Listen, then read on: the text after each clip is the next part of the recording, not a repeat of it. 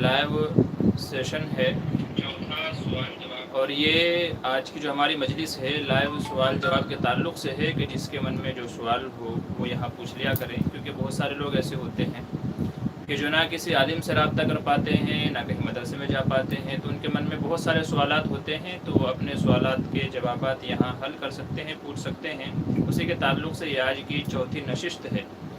اس سے پہلے 3 نشستیں ہو چکی ہیں، ماشاءاللہ آپ لوگوں نے بہت ساتھ دیا، بہت اچھے سے جو ہے مجلس اٹینڈ کی، اور کافی سوال جواب ہوئے، بہت مفید اور فائدہ مند بھی الحمدللہ سوال ہو چکے ہیں ابھی تک کے۔ تو آج کا بھی یہ اسی کے تعلق سے ہے، جس کا ڈیوریشن سمجھ لیجیے تقریباً 1 گھنٹہ ہے، 1 گھنٹے کا وقت ہے۔ اس میں جو آپ لوگوں کو سوال جواب پوچھنے ہوں تو آپ پوچھ سکتے ہیں، کیونکہ العلم نور، علم نور ہے، علم سے روشنی ملتی ہے، علم سے قوموں کو ترقی ہوتی ہے۔ دعا کا طریقہ بتا دیجئے۔ جی نکھت پٹیل کہہ رہی ہیں دعا کا طریقہ بتا دیجئے۔ جی دعا کا طریقہ یہ ہے کہ سب سے پہلے اللہ تبارک و تعالیٰ کی حمد و ثنا کی جائے، پھر حضور صلی اللہ علیہ وسلم پر درود شریف پڑھا جائے، پھر اس کے بعد میں پوری امت کے لیے دعائیں مانگی جائیں، اپنے لیے دعائیں مانگی جائیں۔ اور بہتر طریقہ یہ ہے کہ نمازوں کے بعد، خاص کر فرض نمازوں کے بعد یا تہجد میں یا رات میں اٹھ کر کے دعا مانگی جائے۔ اور جب دعا مانگے اگر ہاتھ اٹھا کر کے مانگ رہے ہیں تو علماء نے لکھا ہے کہ ہاتھوں کی کیفیت یہ ہونی چاہیے کہ سینے سے اوپر ہاتھ نہیں ہونے چاہیے، دونوں ہاتھوں کے درمیان میں تھوڑا فاصلہ ہونا چاہیے، چہرے کے مقابل میں ہونے چاہیے، سینے سے اوپر ہاتھ نہیں جانے چاہیے۔ تو ہاتھ دعاؤں میں اس طریقے سے ہاتھ رکھے اور پھر دعا مانگنی چاہیے، جو بھی مانگنا ہے خشوع و خضوع کے ساتھ، اس امید کے ساتھ کہ یقیناً میری دعا قبول ہوگی۔ تو انشاءاللہ اس امید کے ساتھ دعا مانگیں گے تو دعا ضرور قبول ہوگی۔ سجدے کی دعا کیسے کرتے ہیں؟ سجدے کی دعا ہے سبحان ربی الاعلیٰ، سبحان ربی الاعلیٰ، سبحان ربی الاعلیٰ، یہ تو سجدے کی تسبیح ہے۔ اگر سجدے میں ہم نماز کا سجدہ ہے، نماز کے سجدے میں اگر دعا مانگنی ہے، جیسے نفل نمازوں میں اگر دعا مانگنی ہے تو پھر اس میں جو قرآن کریم کے اندر دعائیں مذکور ہیں ربنا آتنا فی الدنیا، وہی دعائیں مانگنی چاہیے۔ اگر اردو میں سجدے میں دعا مانگیں گے تو نماز ٹوٹ جائے گی۔ اور اگر ویسے ہی سجدہ کر رہا ہے آدمی، صرف سجدے میں جا کر کے دعا مانگنا چاہ رہا ہے، تو پھر کسی بھی زبان میں کسی بھی لینگویج میں دعا کر سکتے ہیں۔ صرف سجدہ کر رہا ہے، نماز نہیں پڑھ رہا ہے، نہ نفل نماز ہے نہ کوئی اور نماز ہے، بس صرف سجدے میں جا کر کے دعا مانگ رہا ہے، تو پھر کسی بھی زبان میں کسی بھی لینگویج میں دعا مانگ سکتا ہے۔ لیکن اگر نماز کا سجدہ ہے، وہ چاہے نفل نماز ہو چاہے کوئی دوسری نماز ہو، تو پھر وہی دعائیں مانگنی چاہیے جو قرآن کریم کے اندر وارد ہوئی ہیں، کیونکہ قرآن کریم کے علاوہ نماز میں اگر کوئی اور چیز پڑھیں گے تو پھر نماز ٹوٹ جائے گی۔ محتشم پاسا السلام علیکم ورحمۃ اللہ۔ جی وعلیکم السلام ورحمۃ اللہ وبرکاتہ۔ جی اس کے علاوہ کیا ہے؟ فضا حیزل کہہ رہی ہیں جو میری امی سے بدسلوکی کرے مجھے اس سے اخلاق مند رہنا ضروری ہے۔ جی بہتر یہی ہے، اور اسلام ہمیں یہی سکھاتا ہے کہ جو ہمارے ساتھ میں برائی کرے، غلط کرے، تو ہمیں اس کے ساتھ بھی اچھائی کرنا چاہیے۔ انشاءاللہ امید ہے کہ وہ ہمارے عادت و اخلاق دیکھ کر کے، نرم رویہ دیکھ کر کے انشاءاللہ ایک دن اس کا دل بھی بدل جائے گا۔ حضور صلی اللہ علیہ وسلم کا یہی طریقہ رہا ہے کہ جنہوں نے آپ کو ستایا، پتھر مارے، آپ کے اوپر کوڑا کرکٹ پھینکا، آپ کو تکالیفیں دی، اس کے باوجود آپ ہر ایک سے حسن سلوک کا معاملہ رکھتے تھے، احسان کا معاملہ کرتے تھے، تو وہی چیز ہمیں بھی اپنانی چاہیے۔ جیسے اللہ نے دشمنوں پر حضور کو فتح دی تھی، تو ایسے ہی اللہ تعالیٰ ہمیں بھی ہمارے دشمنوں پر فتح دیں گے، تو اس لیے یہی معاملہ ہمیں ان لوگوں کے ساتھ میں رکھنا چاہیے۔ الیاس شاہ السلام علیکم۔ وعلیکم السلام۔ جی الحمدللہ اچھے ہیں۔ جی نکھت پٹیل اور پوچھ رہی ہیں سلام پھیرنے کے بعد سجدے میں مانگ سکتے ہیں کیا؟ جی سلام پھیرنے کے بعد میں سجدہ کریں، پھر اس میں جو دعائیں مانگنی ہیں آپ کو تو اس میں آپ مانگ سکتے ہیں۔ اچھا روح الامین کہہ رہے ہیں اجتماعی طور پر جہرن درود شریف پڑھنا بدعت ہے۔ جی اس کا کوئی ثبوت نہیں ہے، جہرن درود پڑھنا اجتماعی طور پر اس کا ثبوت نہیں ہے، اس لیے اس عمل سے باز آنا چاہیے۔ کسی کو اگر درود شریف پڑھنا ہے تو تنہا پڑھیے، تنہا پڑھیے۔ بدعت وہی ہے کہ جس کا ثبوت حضور صلی اللہ علیہ وسلم کے زمانے سے، خیر القرون میں صحابہ سے جس کا ثبوت نہ ہو، اور اس طریقے سے اجتماعی طور پر جو ہے دعا پڑھنا، درود پڑھنا، اور وہ بھی زور سے پڑھنا، تو اس کا ثبوت نہیں ہے، اس لیے اس طریقے سے بچنا چاہیے۔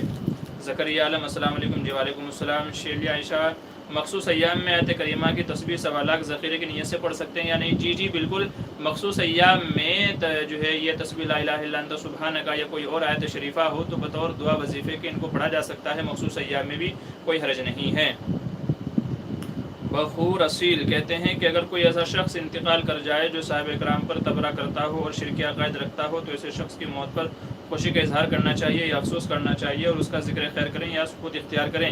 ایسے اشخاص کے بارے میں سکوت اختیار کرنا چاہیے، کچھ بھی نہیں کہنا چاہیے، نہ خوشی کا اظہار کریں نہ غم کا اظہار کریں، بلکہ اس کو اللہ کے حوالے کر دیں. اس نے جو بھی کیا ہے اللہ تبارک و تعالیٰ اس کا بدلہ یا جو بھی سزا ہے اس کی بنتی ہے.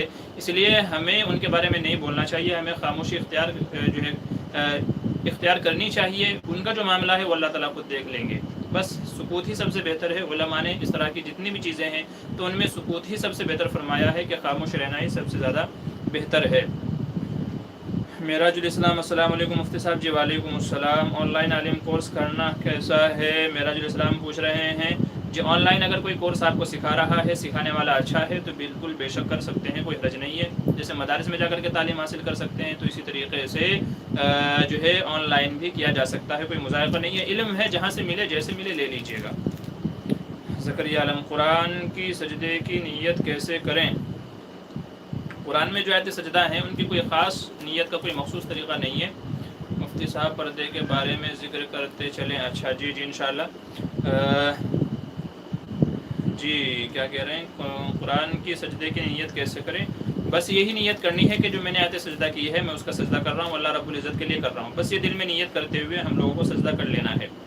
اچھا رول امین کہہ رہے ہیں کہ درود شریف کے درمیان عشق نبی کے کلمات پڑھنا درست ہے کیا؟ درود شریف کے درمیان میں عشق نبی والے کون سے کلمات ہیں؟ بندے کے علم میں تو نہیں ہے. دیکھیے درود شریف پڑھنا یہ عشق نبی کی علامت ہے، بے شک ہے، لیکن اس کو اسی طریقے سے پڑھنا چاہیے جس طرح شریعت چاہتی ہے. اپنی طرف سے گھٹا کر کے بڑھا کر کے یا اس طرح کے الفاظ شامل کر لینا جس میں حد درجہ غلو ہو، حضور صلی اللہ علیہ وسلم کی جس میں توہین ہو یا حد سے زیادہ ان کا مرتبہ بڑھا دیا گیا ہو تو وہ درست نہیں ہے. بلکہ جیسے ہمارے بزرگوں سے سلف سے جس طرح منقول ہے یا صحابہ سے جو طریقہ مروی ہے وہی طریقہ اختیار کرنا چاہیے کیونکہ وہی سب سے بڑھیا طریقہ ہے. اچھا بدعت کے معنی صرف کسی غیر شرعی عمل کو دین سمجھنا ہے یا وہ عمل بھی ہے جو ہم سے دین کا حصہ سمجھتے نہیں لیکن اس پر پابندی سے عمل کرتے ہیں؟ دیکھیں بدعت کہتے ہی اسے ہیں کہ دین سمجھ کر کے آدمی کسی ایسے عمل کو انجام دے کہ جس کا شریعت سے ثبوت نہیں ہے. بدعت کی یہ تعریف اچھے طریقے سے ذہن میں رکھ لیجئے. بدعت وہی عمل کہلائے گا جسے ہم دین سمجھ کر کے ثواب کی نیت سے جس کو کریں وہ بدعت ہے، اور جسے ہم نہ دین سمجھتے ہیں اور اس کے نہ کرنے والے کو ہم گنہگار بھی نہیں کہتے، لعن طعن بھی نہیں کرتے تو وہ چیز بدعت کے اندر نہیں آئے گی. جیسے آج کل ٹرینوں میں سوار ہونا ہے، جہازوں میں سوار ہونا ہے، تو یہ سب نئی چیزیں ہیں، حضور کے زمانے میں رواج نہیں تھا، لیکن ہم سفر سمجھتے ہیں تو کوئی ثواب سمجھ کر کے نہیں کرتے، ٹھیک ہے، دین کا حصہ بھی سمجھ کر کے نہیں کرتے. بہت ساری چیزیں، واشنگ مشین، کولر، فریج، بے شمار چیزیں آ گئی، تو یہ سب نئی چیزیں ہیں لیکن کوئی دین سمجھ کر کے ان کے اوپر عمل نہیں کرتا، یعنی کہ استعمال نہیں کرتا، تو اس لیے یہ بدعت کے اندر نہیں آئیں گی. بدعت وہی عمل کہلائے گا کہ جس کو دین سمجھ کر کے کیا جائے اور ثواب کی نیت سے کیا جائے حالانکہ شریعت سے اس کو ثبوت نہ ہو تو اسے بدعت کہتے ہیں. جی پردے کے بارے میں ذکر کر دیجئے. پردے کے بارے میں کیا ذکر کروانا ہے وہ آپ مجھے بتا دیجئے. باقی یہ ہے کہ پردہ واجب ہے، فرض ہے، پردہ کرنا چاہیے. بے پردگی، بے شرمی یہ شریعت سے ناواقفیت کی بھی دلیل ہے اور بے حیائی کی علامت ہے، تو اس لیے پردہ کرنا چاہیے. اور پردے کی اس سے بڑی کیا دلیل ہو سکتی ہے کہ صحابہ اکرام رضی اللہ عنہم جو امت کے سب سے متقی، پاک باز، پرہیزگار لوگ تھے، تو ان متقی، پرہیزگار، پاک باز لوگوں سے امت کی ماں اور بہنوں نے پردہ کیا ہے. صحابی یا جن کی نظر پاک، صحابی جن کی نظر پاک، تو انہوں نے ایک دوسرے سے پردہ کیا ہے، تو یہ اس کی سب سے بڑی دلیل ہے. پردہ کرنا چاہیے. قرآن حفظ جلدی کرنے کا وظیفہ. جو قرآن حفظ اس میں وظیفے کام نہیں کرتے، اس میں محنت کام کرتی ہے. اگر جلدی قرآن کریم آپ کو حفظ کرنا ہے تو جتنی زیادہ محنت کریں گے اتنی جلدی کر پائیں گے. ہاں یہ ہے رب اشرح لی صدری ویسر لی امری واحلل عقدۃ من لسانی یفقہوا قولی. تو جب یاد کرنے بیٹھیں تو اس دعا کو پڑھ لیا کریں، تو انشاءاللہ امید ہے کہ قوت حافظہ آپ کا تیز ہو جائے گا، یاد کرنے میں آسانی ہوگی اور زیادہ سے زیادہ آپ حفظ کر پائیں گے. باقی جتنی زیادہ محنت کریں گے اتنا زیادہ آپ حفظ کر پائیں گے. اچھا ابن مسعود رضی اللہ عنہ کی روایت بیان کیجیے جس میں انہوں نے جہرن درود پڑھنے سے روکے تھے. جی فی الحال میرے ذہن میں وہ روایت نہیں ہے، اس لیے میں اس کو فی الحال میرے ذہن میں نہیں ہے، تو اس لیے معذرت چاہتا ہوں. انشاءاللہ بعد میں دیکھ کر کے میں آپ کو بتا سکتا ہوں اگر آپ بعد میں پوچھیں گے، کیونکہ ہر چیز ہر وقت مستحضر نہیں رہتی، تو اس لیے جو چیز ذہن میں ہوگی انشاءاللہ میں جواب دے دوں گا، اور جو ذہن میں نہیں ہوگی تو اس سے معذرت کر لوں گا. ایم ڈی صداقت بوکارو جھارکھنڈ سے. ایم ڈی صداقت بہار سے کیا کہہ رہے ہیں؟ پیرل وائن انٹرنیشنل ایک اکاؤنٹ ہے، اس کے ساتھ جڑنا کیسا ہے؟ پے ٹی ایم کی طرح یہ بھی ایک اکاؤنٹ ہی ہے، جائز ہے یا ناجائز ہے؟ دیکھیے آپ بہتر تو یہ ہے کہ جو اس فیلڈ کے ماہر ہیں یعنی علماء وغیرہ اگر کوئی وہاں پر اس طریقے سے ہیں کہ جو اس سلسلے میں جانتے ہوں رابطہ رکھتے ہوں تو ان سے معلوم کر لیجیے گا. باقی صرف سمپل سا یہ ہے کہ اگر اس میں حلال پروڈکٹ ہیں، حلال چیزوں کی تشہیر کی جاتی ہے، حلال چیزیں اس کے اندر ہیں تو پھر تو جائز ہے اس میں اکاؤنٹ بنانا. اور اگر حرام چیزوں کی تشہیر کی جاتی ہے یا حرام کا حصہ بنتے ہیں یا حرام اس میں لین دین ہوتا ہے، سودی معاملات ہوتے ہیں تو پھر جائز نہیں ہوگا. تو جو حلال ہے تو حلال ہے، حرام ہے تو پھر حرام ہو جائے گا. مفتی صاحب آپ خواب کی تعبیر بتاتے ہیں؟ جی نہیں، ہم نہیں بتاتے خواب کی تعبیر، ہم نہیں بتاتے. خواب کی تعبیر کسی ماہر سے ہی معلوم کی جائے. جمعے کے دن غسل کے بعد کیا جمعے کی نماز کے لیے خاص وضو کرنا سنت ہے؟ جی نہیں، ایسی کوئی بات نہیں ہے، بلکہ بہتر تو یہ علماء نے یہ فرمایا ہے کہ آدمی جمعے کے دن غسل کرے جمعے کی نماز کے لیے بھی. غسل سنت اسی کو کہتے ہیں کہ آدمی گھر سے غسل کر کے اترے اور پھر اسی غسل سے جا کر کے کیا کہتے ہیں جمعے کی نماز کو ادا کرے. تو سنت یہی ہے. غسل کے بعد نماز سے پہلے وضو کرنا اسے سنت نہیں کہہ سکتے، بلکہ جمعے کے دن جو غسل سنت ہے وہ اصل میں اسی وجہ سے ہے کہ آدمی وہی غسل سے جمعے کی نماز کو ادا کرے. بہتر یہی ہے. تو آدمی غسل کر کے پھر سیدھا جا کر کے جمعے کی نماز کو ادا کرے، یہی بہتر ہے. اچھا، السلام علیکم. اسکیری بریلوی دیوبندی اہل حدیث اہل قرآن وغیرہ وغیرہ سارے فرقوں کا ماننا کیا صحیح ہے؟ صالح کلی کا مطلب کیا ہے؟ دیکھیے حضور صلی اللہ علیہ وسلم نے ارشاد فرمایا میری امت میں قرب قیامت میں 73 فرقے ہوں گے، صرف ایک جنت میں جانے والا ہوگا. تو سب سے بہتر وہ ہے، آپ نے فرمایا ما انا علیہ واصحابی، کہ جنت میں جانے والا وہ فرقہ ہوگا جس پہ میں ہوں اور میرے صحابہ ہیں. ایک حدیث میں آپ نے فرمایا کہ خلفائے راشدین کی اتباع کرو، اس لیے کہ وہی سب سے بہتر راستہ ہے. عزو علیہ بالنواجذ، اور اس کو دانتوں سے مضبوطی سے پکڑ کر کے رکھو. تو اس لیے بہتر راستہ وہی ہے کہ جس میں قرآن و حدیث کو بھی مانا جائے اور صحابہ کی بات کو بھی مانا جائے. بزرگوں کے ذریعے سے، صحابہ کے ذریعے سے جو دین آیا ہے تو جو اس کے مطابق عمل کرے گا وہ جنت کے اندر جائے گا. اب آپ ہر ایک میں نظر دوڑا لیں کہ کس کس فرقے میں کن کن چیزوں کی مخالفت ہوتی ہے، تو آپ کے اوپر خود ہی واضح ہو جائے گا صحیح کون ہے غلط کون ہے. تو اس لیے ہم کو قرآن کو ماننا ہے، صحابہ کو ماننا ہے. جو ان چیزوں سے ہٹے گا وہ اہل سنت میں اس کا شمار نہیں ہوگا. اچھا، یہ کیا کہتے ہیں کہ جمعے کے کیا کہتے ہیں مفتی صاحب آپ کے ویڈیو میں جو کمنٹ میں ریپلائی آتا ہے چینل کی طرف سے، کیا وہ آپ دیتے ہیں یا کوئی اور آپ کی طرف سے دیتا ہے؟ جی اکثر، یہ تبسم زینب پوچھ رہی ہیں. جی اکثر ہم ویڈیو کو دیکھ کر کے دن میں کوئی بھی ایک وقت ہم ویڈیو میں سارے کمنٹ دیکھتے ہیں اور اکثر کے جوابات ہم ہی دیتے ہیں. اکثر کے جوابات ہماری ویڈیوز پہ جو کمنٹ ہوتے ہیں، لوگ سوال جواب پوچھتے ہیں تو اکثر کے جواب ہم ہی دیتے ہیں. اچھا، جمعے کے خطبے کے درمیان میں جب امام بیٹھتے ہیں تو کیا ہاتھ اٹھا کر کے دعا کر سکتے ہیں؟ جی نہیں، اس وقت ہاتھ اٹھا کر کے دعا نہیں کرنی چاہیے، علماء نے منع کیا ہے، بلکہ دل ہی دل میں دعا مانگنی چاہیے. خطبے کے دوران جو بیٹھتے ہیں کچھ وقت کے لیے سانس درست کرنے کے لیے امام صاحب، خطیب صاحب، تو اس وقت دل ہی دل میں دعا مانگنی چاہیے، ہاتھ نہیں اٹھانا چاہیے. جی عامر خان پوچھنا، جی حضرت یہ معلوم کرنا ہے کہ آپ کے مسائل اور ان کا حل کے مصنف کون ہیں؟ مولانا یوسف شہید لدھیانوی رحمۃ اللہ علیہ. مولانا یوسف شہید لدھیانوی رحمۃ اللہ علیہ ہیں. 8 جلدوں کے اندر ہے یہ آپ کا مسائل اور ان کا حل. بہت اچھی، بہت معتبر کتاب ہے. اچھا، آگے پوچھ رہے ہیں کہ نماز جمعہ کے بعد کی سنتیں گھر میں پڑھ سکتے ہیں؟ جی جی بالکل، نماز جمعہ کے بعد کی سنتیں گھر میں پڑھ سکتے ہیں. حضور صلی اللہ علیہ وسلم نے یہی فرمایا کہ اپنی نمازوں کا کچھ حصہ گھروں میں بھی پڑھا کرو، اپنے گھروں کو قبرستان نہ بناؤ. تو اس لیے علماء فرماتے ہیں کہ بہتر ہے سنتیں یا نوافل وغیرہ گھر میں بھی پڑھنی چاہیے. تو اگر کوئی گھر میں جا کر کے پڑھنا چاہے تو پڑھ سکتا ہے. محمد ہارون تیاگی، جی السلام علیکم. وعلیکم السلام ورحمۃ اللہ وبرکاتہ. روح الامین پوچھ رہے ہیں کہ اگر امام صاحب جہری نماز میں تیسری یا چوتھی رکعت میں سورہ فاتحہ کچھ حصہ بھولے سے جہرن پڑھ لے تو سجدہ سہو واجب ہوگا؟ جی ہاں، سجدہ سہو واجب ہوگا، اس لیے کہ جہری نمازوں میں صرف شروع کی جو 2 رکعتیں ہیں انہی میں جہر کرنا واجب ہے، بقیہ میں خاموش رہنا واجب ہے. تو اس لیے اگر غلطی سے پڑھ لیا ہے تو پھر سجدہ سہو لازم ہوگا. محمد شعیب پوچھ رہے ہیں تراویح میں سجدے والی آیت پڑھنے کے کتنی دیر بعد سجدہ کر سکتے ہیں؟ 3 آیت کے بقدر علماء نے لکھا ہے کہ 3 آیت پڑھنے کے بقدر اگر اس کو یاد آ جاتا ہے تو فوراً سجدہ تلاوت کر لے. اگر اس کے بعد ہوا ہے تو پھر بعد میں یاد آیا ہے سلام وغیرہ پھیرنے کے بعد تو اللہ سے توبہ و استغفار کرے. جی فیروز خان السلام علیکم. وعلیکم السلام.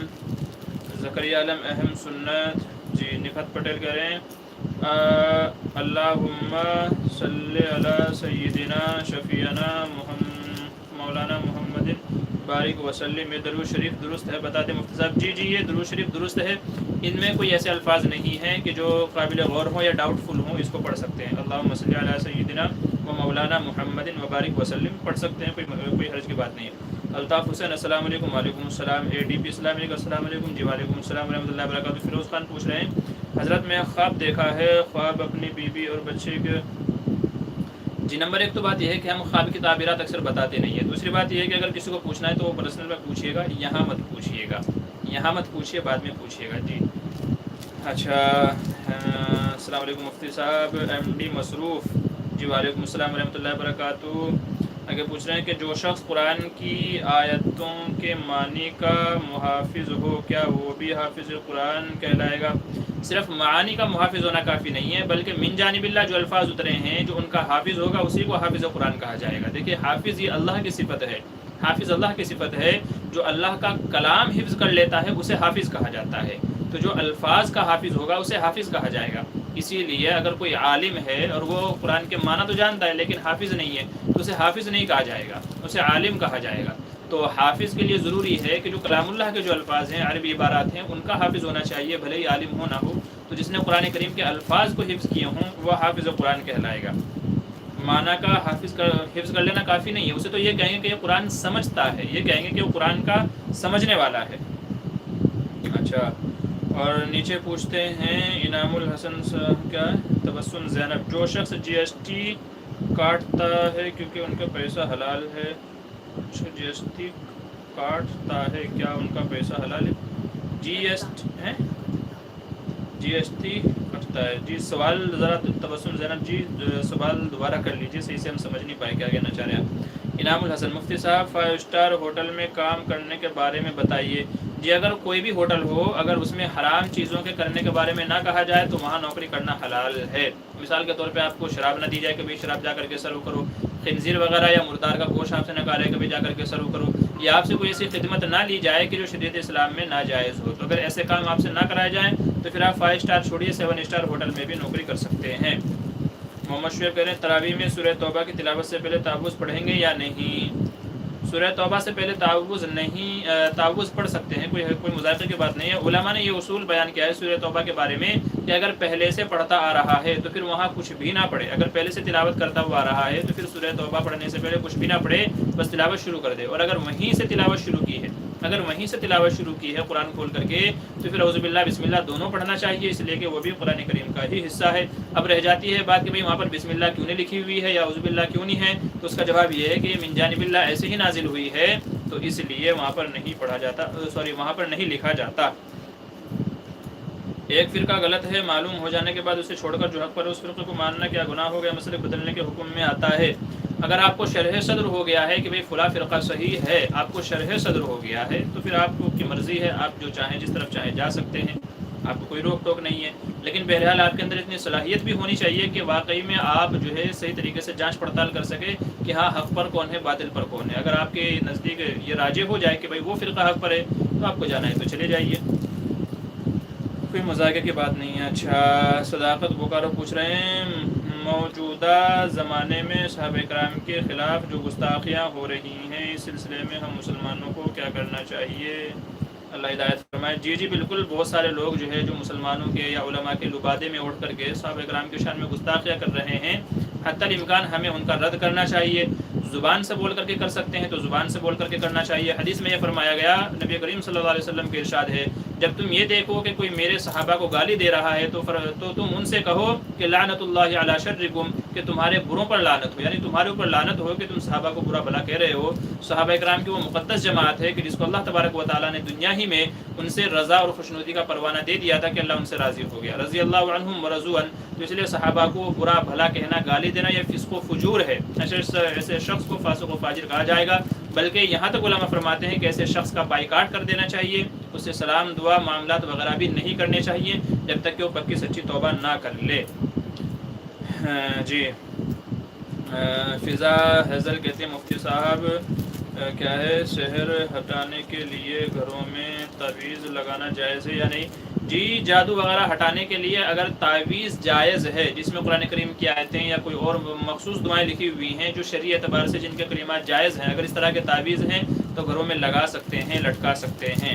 تمیمہ الگ ہے، تعویذ الگ ہے، دونوں میں فرق سمجھ لیجئے. تعویذ جائز ہے، تمیمہ حرام ہے. بعض لوگ دونوں کو ایک ہی سمجھتے ہیں، یہ بڑی غلط فہمی ہے. تعویذ الگ ہے، تمیمہ الگ ہے. تو تعویذ جس میں شرکیہ کلمات نہ ہو، قرآن کریم کی آیتیں ہوں یا مخصوص دعائیں ہوں تو ان کو پڑھ کر کے گلے میں لٹکانا، گھروں میں لٹکانا جائز ہے۔ صحابہ کرام رضی اللہ عنہم سے تعویذ کا گلے میں لٹکانا ثابت ہے، تو اس لیے اجازت ہے۔ کیا پوچھتے ہیں؟ سر کے مسح کا طریقہ بتا دیجئے۔ جی آپ نے اچھا سوال کیا ہے۔ سر کے مسح کا طریقہ اچھے طریقے سے سمجھ لیجئے۔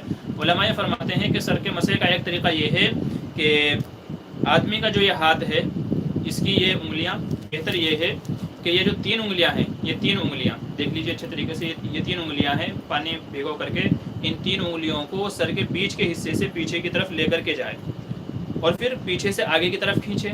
یہ جو رہ گئی ہیں، یہ جو 2 شہادت کی انگلیاں رہ گئی ہیں، ان سے کانوں کا مسح کرے، اور جو انگوٹھے رہ گئے ہیں کانوں کے پیچھے کے حصے کا مسح کرے، اور جو الٹا ہاتھ رہ گیا ہے اس سے گردن کا اس طریقے سے مسح کر لے۔ لوگوں کو جو ہے سر کے مسح کا طریقہ معلوم نہیں ہوتا ہے، تو اس لیے اس کا خیال رکھیے کہ جو 3 انگلیاں ہیں، تو ان 3 انگلیوں سے یہ دیکھیے 3 انگلیاں ہیں، تو تینوں انگلیوں سے سر کے بیچ میں سے پیچھے کی طرف لے کر کے جائیے، پیچھے سے آگے لے کر کے آ جائیے۔ پھر جو 2 انگلیاں رہ گئی ہیں کانوں کے اندر کا مسح کر لیجیے، انگوٹھے رہ گئے ہیں کانوں کے پیچھے کے حصے کا مسح کر لیجیے، اور جو یہ الٹی سائڈ کے ہاتھ رہ گئے ہیں اس سے گردن کا مسح کر لیجیے۔ یہ سر کا مسح کرنے کا سب سے بہتر طریقہ ہے جو علماء نے اپنی کتابوں کے اندر نقل کیا ہے۔ جی ماشاءاللہ، جی شکریہ، جزاک اللہ۔ مفتی اور فقیہ میں کیا فرق ہے؟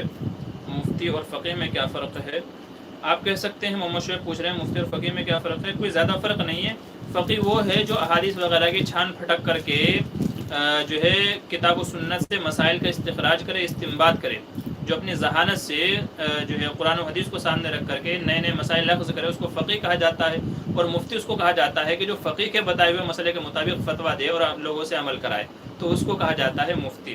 مفتی فتویٰ دینے والا ہوتا ہے، فقیہ جو قرآن و حدیث کو سمجھ کر کے مسائل کا استخراج کرے، استنباط کرے۔ جی اور کیا پوچھ رہے ہیں؟ ماشاءاللہ مفتی صاحب، کسی کی حدیث سناؤ تو وہ لوگ دلیل مانگتے ہیں، ایسے لوگوں کو دعوت کیسے دی جائے؟ دیکھیں، اگر عالم ہے تو آپ جس چیز کی دعوت دے رہے ہیں پہلے اس کے بارے میں مکمل تحقیق کیجئے، مکمل معلومات ہو جائے، جب آپ کو اس کے بارے میں ہر طریقے سے اطمینان ہو جائے تبھی دوسرے کو دعوت دیجئے۔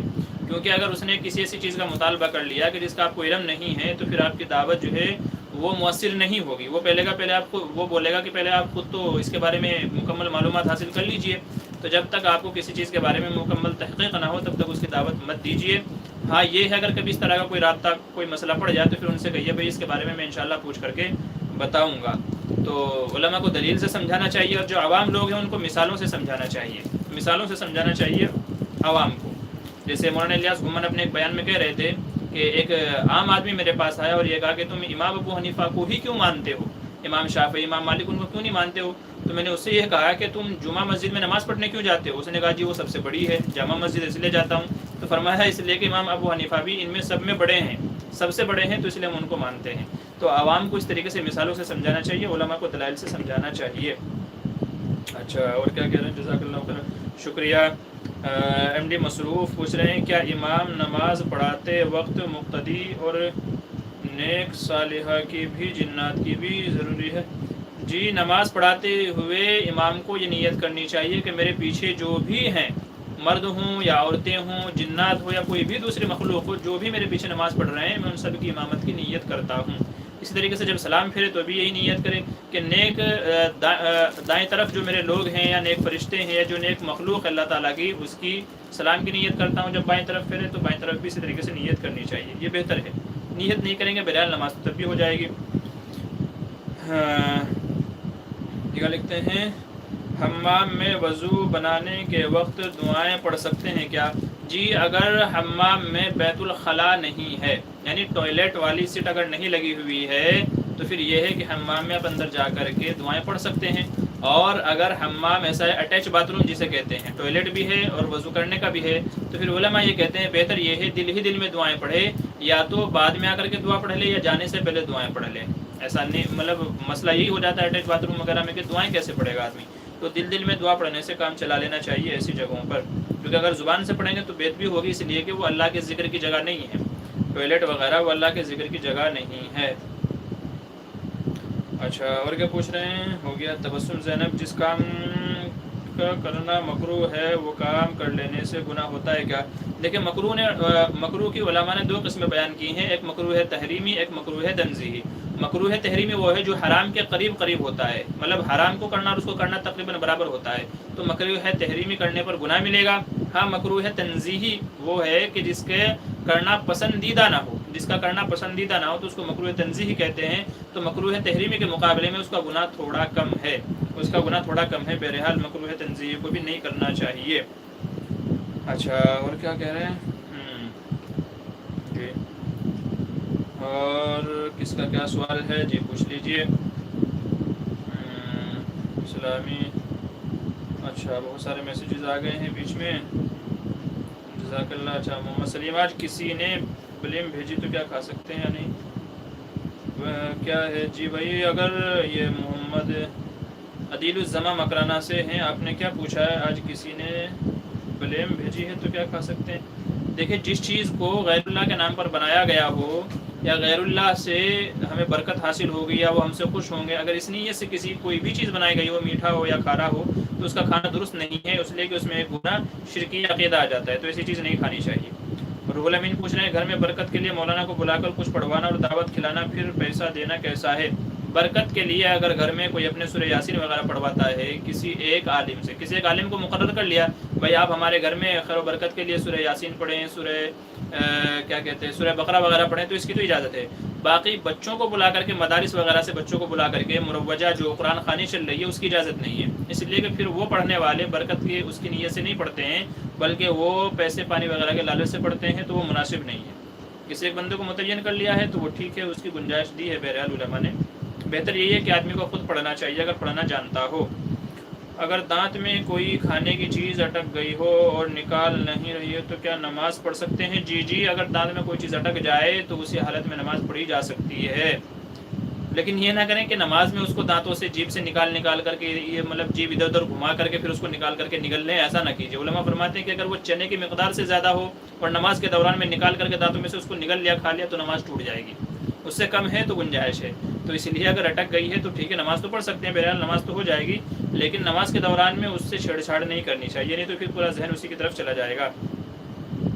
ایم ڈی مصروف کہہ رہے ہیں میرے سوال کا جواب نہیں آیا حضرت بھائی دوبارہ پوچھ لیجئے، ہو سکتا ہے اوپر چلا گیا ہو۔ عامر خان پوچھ رہے ہیں جی کیا ناظرہ لوگ بھی قرآن پاک کا ترجمہ پڑھ سکتے ہیں اور دوسروں کو بھی بتا سکتے ہیں؟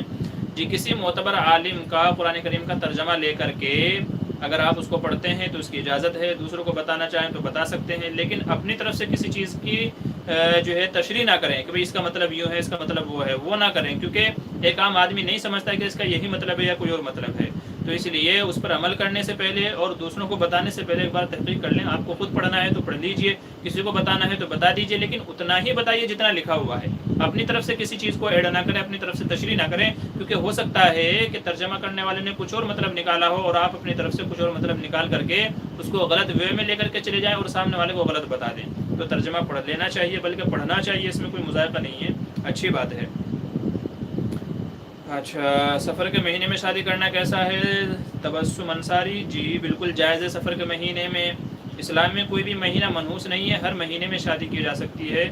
سفر کے مہینے میں بعض ازواج مطہرات کا شادی کرنا بھی ثابت ہے کہ بعض ازواج مطہرات کی شادی ہوئی ہے سفر کے مہینے میں ہوئی ہے، اور حدیث میں فرمایا گا لا عدوى ولا طیرۃ ولا حمۃ ولا سفر، کہ بدفالی لینا، کوے کا بولنا، الو کا بولنا یا سفر کے مہینے میں اس میں کوئی نحوست نہیں ہے، تو سفر کا مہینہ ہو، محرم کا مہینہ ہو یا کوئی اور دوسرا مہینہ ہو تو ان میں کوئی نحوست نہیں ہے، ان تمام مہینوں میں تمام کام کیے جا سکتے ہیں، روزی روزگار کے بھی، برکت کے بھی، شادی بیاہ کے بھی، منگنی کے بھی، تمام کام کرنا جائز ہے، اسلام میں نحوست جیسی کوئی چیز نہیں ہے۔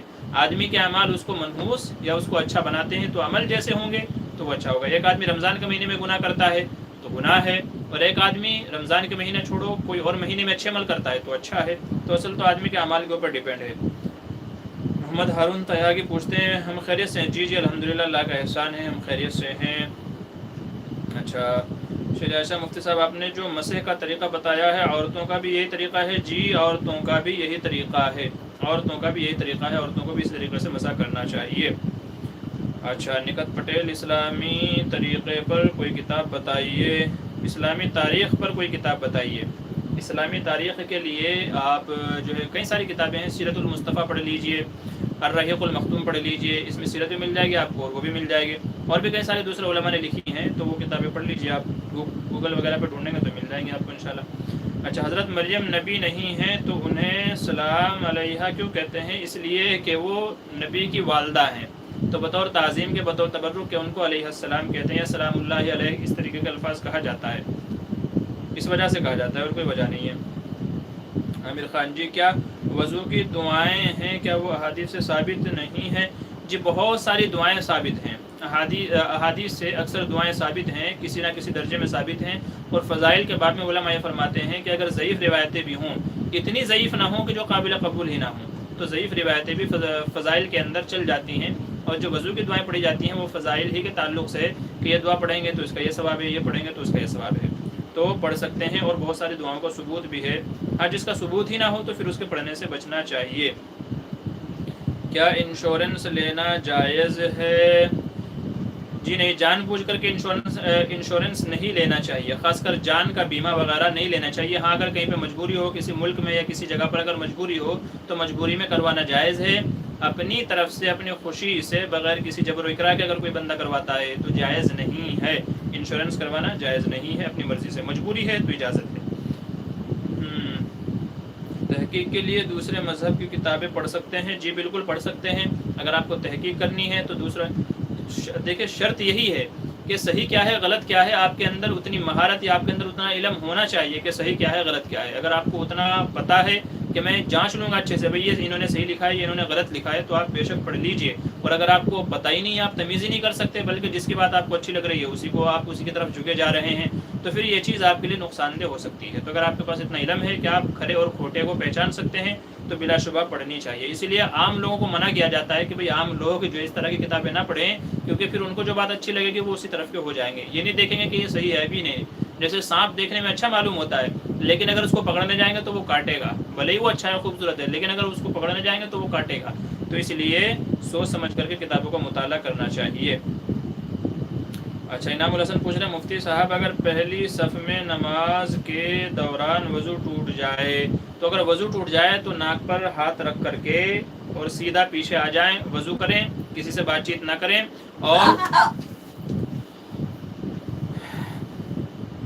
اور آ کر کے دوبارہ نماز کے اندر شامل ہو جائیں۔ جو رکعتیں آپ کی چھوٹ گئی تھی وہ بعد میں قضا کر لیں، سلام پھیرنے کے بعد میں، اور اگر آپ نے آتے جاتے کسی سے بات چیت کر لی ہے تو پھر آپ کو دوبارہ نماز پڑھنی پڑے گی، یہ مسئلہ ہے جی۔ بنا کرنا جس کو کہتے ہیں۔ اچھا، کہہ رہے ہیں تبسم زینب، میرے کزن جی ایس ٹی کا کام کرتے ہیں، کیا اس کے گھر کا کھانا حلال ہے؟ جی دیکھیں، جی ایس ٹی وغیرہ یہ جو چیزیں ہیں تو یہ گورنمنٹ کی طرف سے ہیں، تو اگر کوئی بندہ وہاں پر نوکری کرتا ہے، کچھ وہ کرتا ہے، تو بہرحال وہ تو اپنی محنت کی اجرت لے رہا ہے، تو اس لیے اس کے یہاں دعوت وغیرہ کھانا جائز ہے۔ اور اگر اس کا کوئی اپنا حلال کاروبار بھی ہو، اگر اس کا اپنا کوئی حلال کاروبار بھی ہو تب تو اور جو ہے اور اچھی بات ہے، ہم یہ کہیں گے کہ بھئی اس کے یہاں ہم جو کھا رہے ہیں یا جو ہمیں کھلا رہا ہے تو اس حلال کاروبار سے کھلا رہا ہے۔ تو بہرحال گورنمنٹ کی ہر ایک نوکری حرام نہیں ہے، یہ بات یاد رکھ لیجئے، گورنمنٹ کی ہر ایک نوکری حرام نہیں ہے، بلکہ جس میں سودی معاملات ہوں، سودی لین دین ہوں، عموماً وہی نوکریاں حرام کہی جاتی ہیں۔ اچھا، مصروف پوچھ رہے ہیں کہ مفتی صاحب مہر مطلق اور معجل میں کیا فرق ہے؟ دیکھیں، معجل اور معجل ایک حمزہ سے ایک عین سے، معجل یہ عجلت سے بنا ہے، معجل کا مطلب یہ ہے نقد، اور معجل کے معنی ہے ادھار۔ تو معجل اگر کہتے ہیں حمزہ سے معجل، اس کا مطلب یہ ہے کہ بھئی آدمی مہر بعد میں دے گا، اور اگر معجل ہے تو اس کا مطلب یہ ہے کہ آدمی نقد پہلے ہی ادا کر دے گا۔ مہر مطلق کا مطلب یہ ہے کہ ہم نے کوئی طے نہیں کیا، اور ایک یہ ہوتا ہے عندت طلب۔ عندت طلب کا مطلب یہ ہوتا ہے کہ بیوی جب بھی مطالبہ کرے گی تب مہر دیا جائے گا۔ یہ فرق ہوتا ہے مہر معجل میں، معجل میں اور عندت طلب میں۔ تو جیسا آدمی کی حیثیت ہو اسی کے حساب سے آدمی مہر متعین کر لے۔ انعام الحسن کہہ رہے ہیں کریڈٹ کارڈ کا استعمال کرنا کیسا ہے؟ جی، اگر آپ کو یہ یقین ہے کہ اس میں مجھے سود نہیں دینا پڑے گا، کریڈٹ کارڈ کی جو میعاد ہوتی ہے 6 مہینہ یا 3 مہینہ کی، کہ اگر آپ نے کچھ پرچیز کیا ہے، خریدا ہے، تو وہ رقم آپ اس میعاد کے اندر پوری کر دیں گے، سود آپ کو نہیں دینا پڑے گا، تب تو استعمال جائز ہے، اور اگر آپ کو سود دینا پڑ رہا ہے تو پھر کریڈٹ کارڈ کا استعمال جائز نہیں ہوگا۔ کیا کسی کا مزاحیہ واقعہ لوگوں کو ان کے نام لے کر کے بیان کر سکتے ہیں یا نہیں لینا چاہیے؟ بہتر یہ ہے کہ اس طرح کے واقعات بغیر نام لیے بیان کیے جانے چاہیے، کیونکہ ہو سکتا ہے کہ جب اس کو پتہ چلے تو اس کو برا لگے، یا لوگوں میں جب اس کا نام معلوم پڑ جائے گا تو دوسرے لوگ جا کر کے اس کا مذاق اڑائیں، تو اس لیے بہتر نہیں ہے۔ بہتر یہ ہے گمنام رکھ کر کے مزاحیہ واقعہ وغیرہ بیان کرنے چاہیے۔ روح الامین کہہ رہے ہیں نماز جمعہ کے لیے آتے وقت کچھ لوگ مٹھائی لے کر آتے ہیں اور جمعے کے بعد مسجد کے باہر بانٹتے ہیں، یہ عمل کیسا ہے؟ درست نہیں ہے، کیونکہ لوگ پھر اس سے ایک طرح کی عقیدت جوڑ لیتے ہیں اور اس کو ضروری اور لازم سمجھنے لگتے ہیں، اور اگر کبھی نہ لے کر کے آئیں تو پھر اس کو اچھا نہیں سمجھتے۔ تو اس لیے مسجد کے باہر اس طرح کے عمل نہیں کرنے چاہیے۔ آپ کو کرنا ہے تو کسی دوسری جگہ کیجیے۔ تو جمعے کے ساتھ اس کو خاص کر لینا کہ جمعے کی نماز کے بعد ہی بانٹنا ہے اس کو، اور ہر جمعے کو بانٹنا ہے، تو یہ چیز غلط کے دائرے میں آ جاتی ہے، تو یہ عمل مناسب نہیں ہے۔ تبسم انصاری کہ عدت والی عورت اپنے والد کے آخری وقت میں جا سکتی ہے؟ جی اگر قریب المرگ ہیں تو اس وقت جا سکتی ہے، اس کی اجازت ہے آخری وقت میں، جبکہ یقین ہے کہ شادی اب نہیں بچیں گی تو نہیں بچے گا تو اس وقت جا سکتے ہیں۔ بہرحال معتدہ عورت کو صرف مجبوری میں نکلنے کی اجازت ہے، جہاں مجبوری نہ ہو تو وہاں نکلنے کی اجازت نہیں ہے۔ جی کیا امام جمعے کی نماز پڑھانے میں 5 منٹ لیٹ کر سکتا ہے؟ جی بالکل لیٹ کر سکتا ہے۔ بہرحال حضور صلی اللہ علیہ وسلم کا معمول تو یہ تھا، کبھی کبھی آپ رات میں اتنی لیٹ نماز پڑھاتے تھے کہ حضرت بلال کو کہنا پڑتا تھا یا رسول اللہ لوگ بیٹھے بیٹھے سو گئے نماز کے انتظار میں، آ جائیے نماز پڑھا دیجیے۔ تو ہمارے دیار میں ایک یہ بڑی گندی چیز ہو گئی ہے کہ جہاں نماز کا وقت ہوا تو لوگ پیچھے مڑ مڑ کے دیکھنے لگتے ہیں، ایسا لگتا ہے جیسے امام صاحب سے پتہ نہیں کتنا بڑا جرم ہو گیا ہے۔ تو بھائی ٹائم ٹیبل جو متعین کیا ہے وہ اس لیے متعین کیا ہے کہ تاکہ ایک وقت میں لوگ سب جمع ہو جائیں۔ اس کا مطلب یہ نہیں ہے کہ امام گھڑی کا پابند ہے۔ تو بڑی اس سے نظروں سے دیکھتے ہیں لوگ کہ یار امام صاحب کہاں رہ گئے، بار بار پیچھے مڑ کے دیکھتے ہیں، بار بار پیچھے مڑ کے دیکھتے ہیں، تو یہ عمل غلط ہے، یہ عمل غلط ہے۔ امام صاحب بھی انسان ہیں، ان کو کئی کام ہو سکتے ہیں، تو اس لیے ہو سکتا ہے کہیں دیر سویر ہو گئی ہوں، تو یہ عمل درست نہیں ہے۔ بلکہ امام صاحب جب آ جائیں اس کے بعد ہی 5-10 منٹ انتظار کر لینا کوئی بڑی بات نہیں ہے۔ آپ اللہ کے گھر میں آئے ہیں، حدیث میں فرمایا گیا کہ نماز کے انتظار میں بیٹھنا ایسا ہی ثواب رکھتا ہے جیسا کہ نماز پڑھنے کا، تو اس لیے اگر آپ مسجد میں بیٹھ کر کے 5-7 منٹ انتظار کر لیں گے تو کوئی جو ہے ریل گاڑی نہیں چھوٹ جائے گی۔ تو اس لیے امام کے آنے کا انتظار کرنا چاہیے، امام کو اس طریقے سے پیچھے مڑ مڑ کے دیکھنے سے حیران نہیں کرنا چاہیے۔ وہ بھی انسان ہے، ان کی بھی ضروریات ہے، تو اس لیے اگر 2-4 منٹ 5 منٹ 10 منٹ لیٹ ہو جائے تو کوئی مذائقے کی بات نہیں ہے۔ اچھا توصیف خان کہہ رہے ہیں تشہد میں انگلی کو لگاتار حرکت دینا سنت ہے نماز کی حالت میں؟ بعض لوگ کہتے ہیں سنت ہے، لیکن حرکت دینا سنت نہیں ہے، حرکت دینا سنت نہیں ہے۔ اصل میں ان کو حدیث کے معنی سمجھنے میں غلطی ہوئی ہے۔ کانا یحرکھا کا مطلب یہ نہیں ہے کہ وہ حرکت دیتے رہتے تھے، اس کا مطلب یہ تھا کہ حرکت دیتے تھے، مطلب ادھر اٹھایا اور پھر گرا دیا۔ تو احادیث بہرحال بعض لوگوں نے اس طریقے سے اس کو ثابت کیا ہے، بعض لوگوں نے اس طریقے سے کیا ہے۔ امام ابو حنیفہ رحمۃ اللہ علیہ کے نزدیک سنت اور حدیث سے ثابت شدہ طریقہ یہ ہے کہ بس ایک بار حرکت اٹھا کر کے پھر رکھ لینا ہے، بار بار جو ہے حرکت نہیں دینا ہے۔ بہرحال جو حرکت دیتے ہیں ان کے پاس اپنے دلائل ہیں، جو نہیں دیتے ان کے پاس اپنے دلائل ہیں۔ بہرحال آپ جس کو فالو کرتے ہیں اس کے مطابق آپ عمل کر سکتے ہیں۔ اچھا سسرال میں کوئی نہ ہو تو کیا عدت مائکے میں کر سکتے ہیں یا کون سی وجہ سے عدت کا مقام تبدیل کرنے کی اجازت ہے؟ بڑا اچھا سوال ہے تبسم انصاری جی۔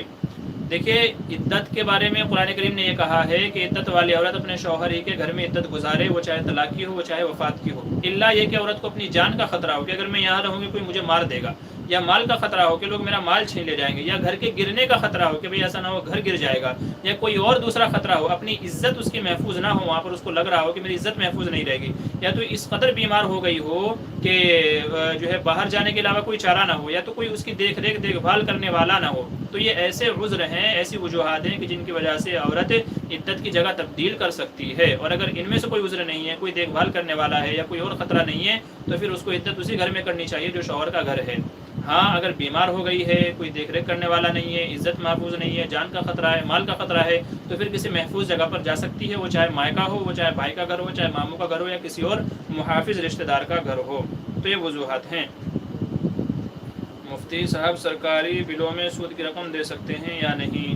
بھائی دیکھیں سرکاری ہر ایک بل میں نہیں دے سکتے، جو بل ظلماً ہمارے اوپر عائد کیا گیا ہے، جیسے انکم ٹیکس ہے تو انکم ٹیکس ظلماً ہے، تو انکم ٹیکس میں سود کی رقم علماء نے دینے کی اجازت دی ہے۔ لیکن جو بل ایسے ہیں کہ جن سے ہم فائدہ اٹھاتے ہیں، جیسے لائٹ کا بل ہے تو اس میں آپ سود کی رقم نہیں دے سکتے، ایسے ہی پانی کا بل ہے تو اس میں آپ سود کی رقم نہیں دے سکتے۔ اسی طریقے سے آپ نے کوئی سگنل توڑا، کوئی رول توڑا، اس کے جرمانے میں آپ کو دینی پڑ رہی ہے، تو ان میں آپ سود کی رقم نہیں دے سکتے۔ جو ظلماً آپ کے اوپر لاگو کیا گیا ہے، عائد کیا گیا ہے، صرف وہیں پر سود کی رقم دے سکتے ہیں، ہر ایک بل میں سود کی رقم دینا جائز نہیں ہے۔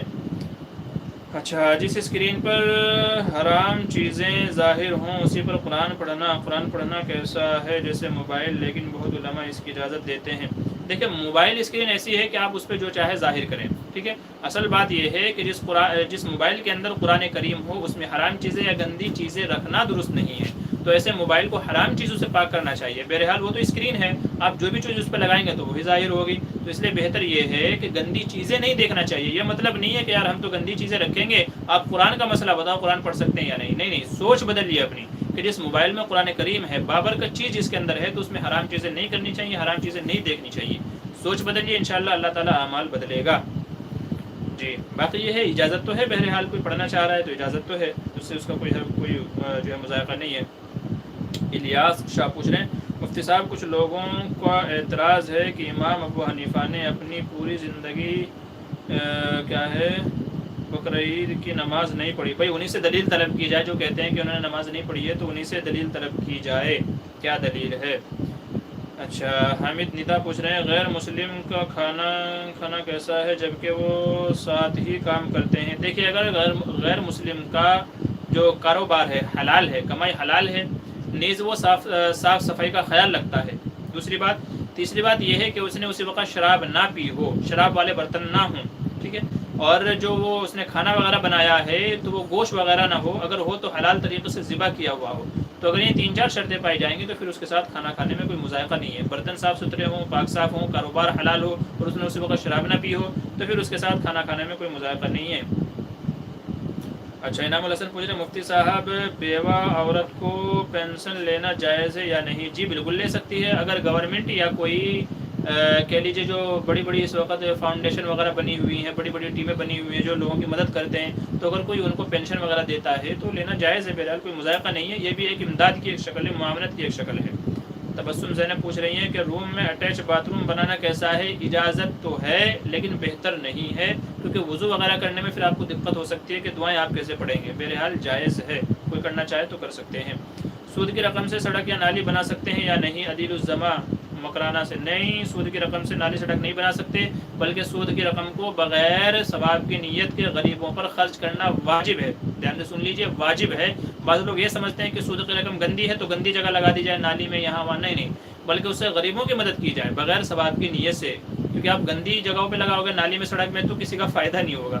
غریب کو دیں گے تو کم سے کم اس کے کھانے پینے کا، راشن کا، دوسری ضروریات کا انتظام ہو جائے گا، تو اس لیے غریبوں کو ہی دینا چاہیے، اس طرح کی جگہوں پر خرچ کرنا درست نہیں ہے۔ اچھا، پوچھ رہے ہیں، اگر کوئی شخص دل سے ایمان لائے لیکن کسی وجہ سے زبان سے اقرار نہیں کرتا ہے تو کیا وہ مسلمان ہوگا یا نہیں؟ جی، اگر صدق دل سے کوئی ایمان لے آتا ہے، اسلام قبول کر لیتا ہے تو اسے مسلمان کہا جائے گا، لیکن اسلام کے جو ظاہری احکام ہیں وہ ظاہر پر لگتے ہیں، تو کوئی اگر اپنے آپ کو مسلمان ہونا ظاہر کرے تو اسے مسلمان کہا بھی جائے گا، مسلمانوں والے احکام بھی اس کے اوپر لاگو ہوں گے۔ لیکن اگر کوئی اپنے آپ کو مسلمان نہ کہے زبان سے تو پھر ہم کیسے سمجھیں گے کہ وہ مسلمان ہے؟ تو اس لیے اقرار باللسان، زبان سے اقرار کرنا، و تصدیق بالقلب، بعض علماء نے یہ ایمان کی تعریف کی ہے کہ ایمان کہتے ہیں اقرار باللسان، زبان سے اقرار ہو، و تصدیق بالقلب، دل سے تصدیق ہو، و عمل بالجوارح، اور اپنے اعضاء و جوارح سے اسلامی ارکان کا ظہور بھی ہو، نماز بھی پڑھتا ہو، ٹھیک ہے، زکوٰۃ بھی دیتا ہو، اس کو ظاہر بھی کرتا ہو، دل سے بھی ایمان لائے ہو، زبان سے کہتا بھی ہو۔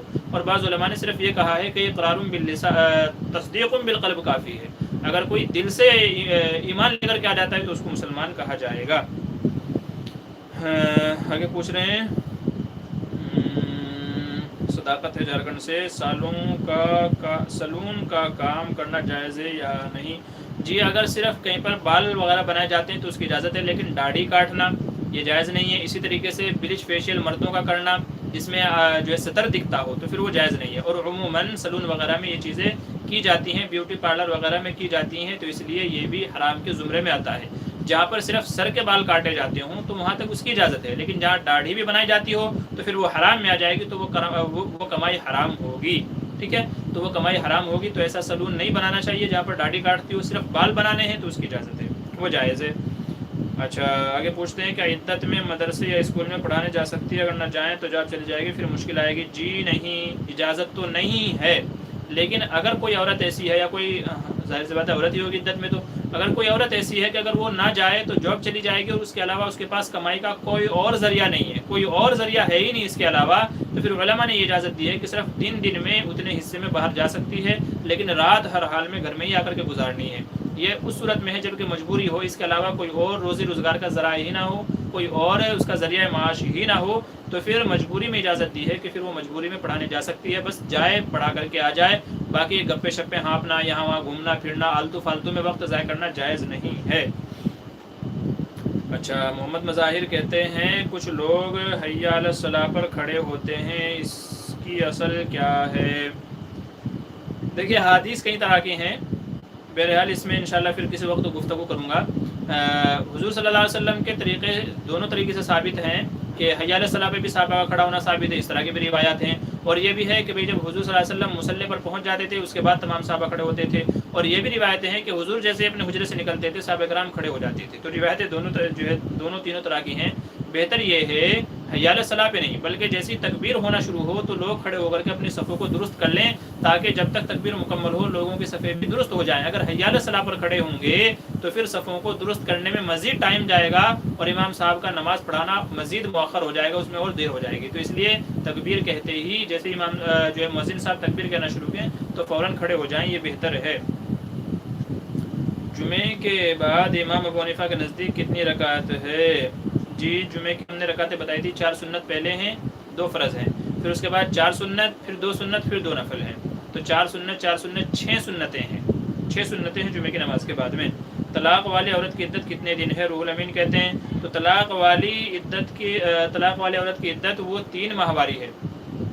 جس عورت کو ماہواری آتی ہے، حیض آتے ہیں، پیریڈ آتے ہیں، تو 3 حیض ہیں، 3 حیض جب گزر جائیں گے اس کی عدت مکمل ہو جائے گی، بھلے ہی یہ حیض اس کو 4 مہینے میں آئے، 2 مہینے میں آئے، 6 مہینے میں آئے، یا 1 سال میں آئے، یا 5 سال میں آئے۔ جس عورت کو حیض آتا ہے تو جب تک 3 حیض مکمل نہیں ہوں گے اس کی عدت مکمل نہیں ہوگی۔ اور اگر کسی عورت کو حیض نہیں آتا، وہ چاہے اس کے چھوٹا ہونے کی وجہ سے، اس کی عمر اتنی نہیں ہوئی ہے، یا تو اس کی عمر زیادہ ہو گئی ہے، بڑی عمر کی ہے، 60 سال 70 سال، اب حیض آتا ہی نہیں ہے اس کو، تو پھر ان کی جو عدت ہے وہ 3 مہینہ ہے، 3 مہینے گزر جائیں گے عدت مکمل ہو جائے گی۔ لیکن جس کو حیض آتا ہے تو 3 حیض جب تک نہیں ہوں گے تب تک عدت نہیں مکمل ہوگی۔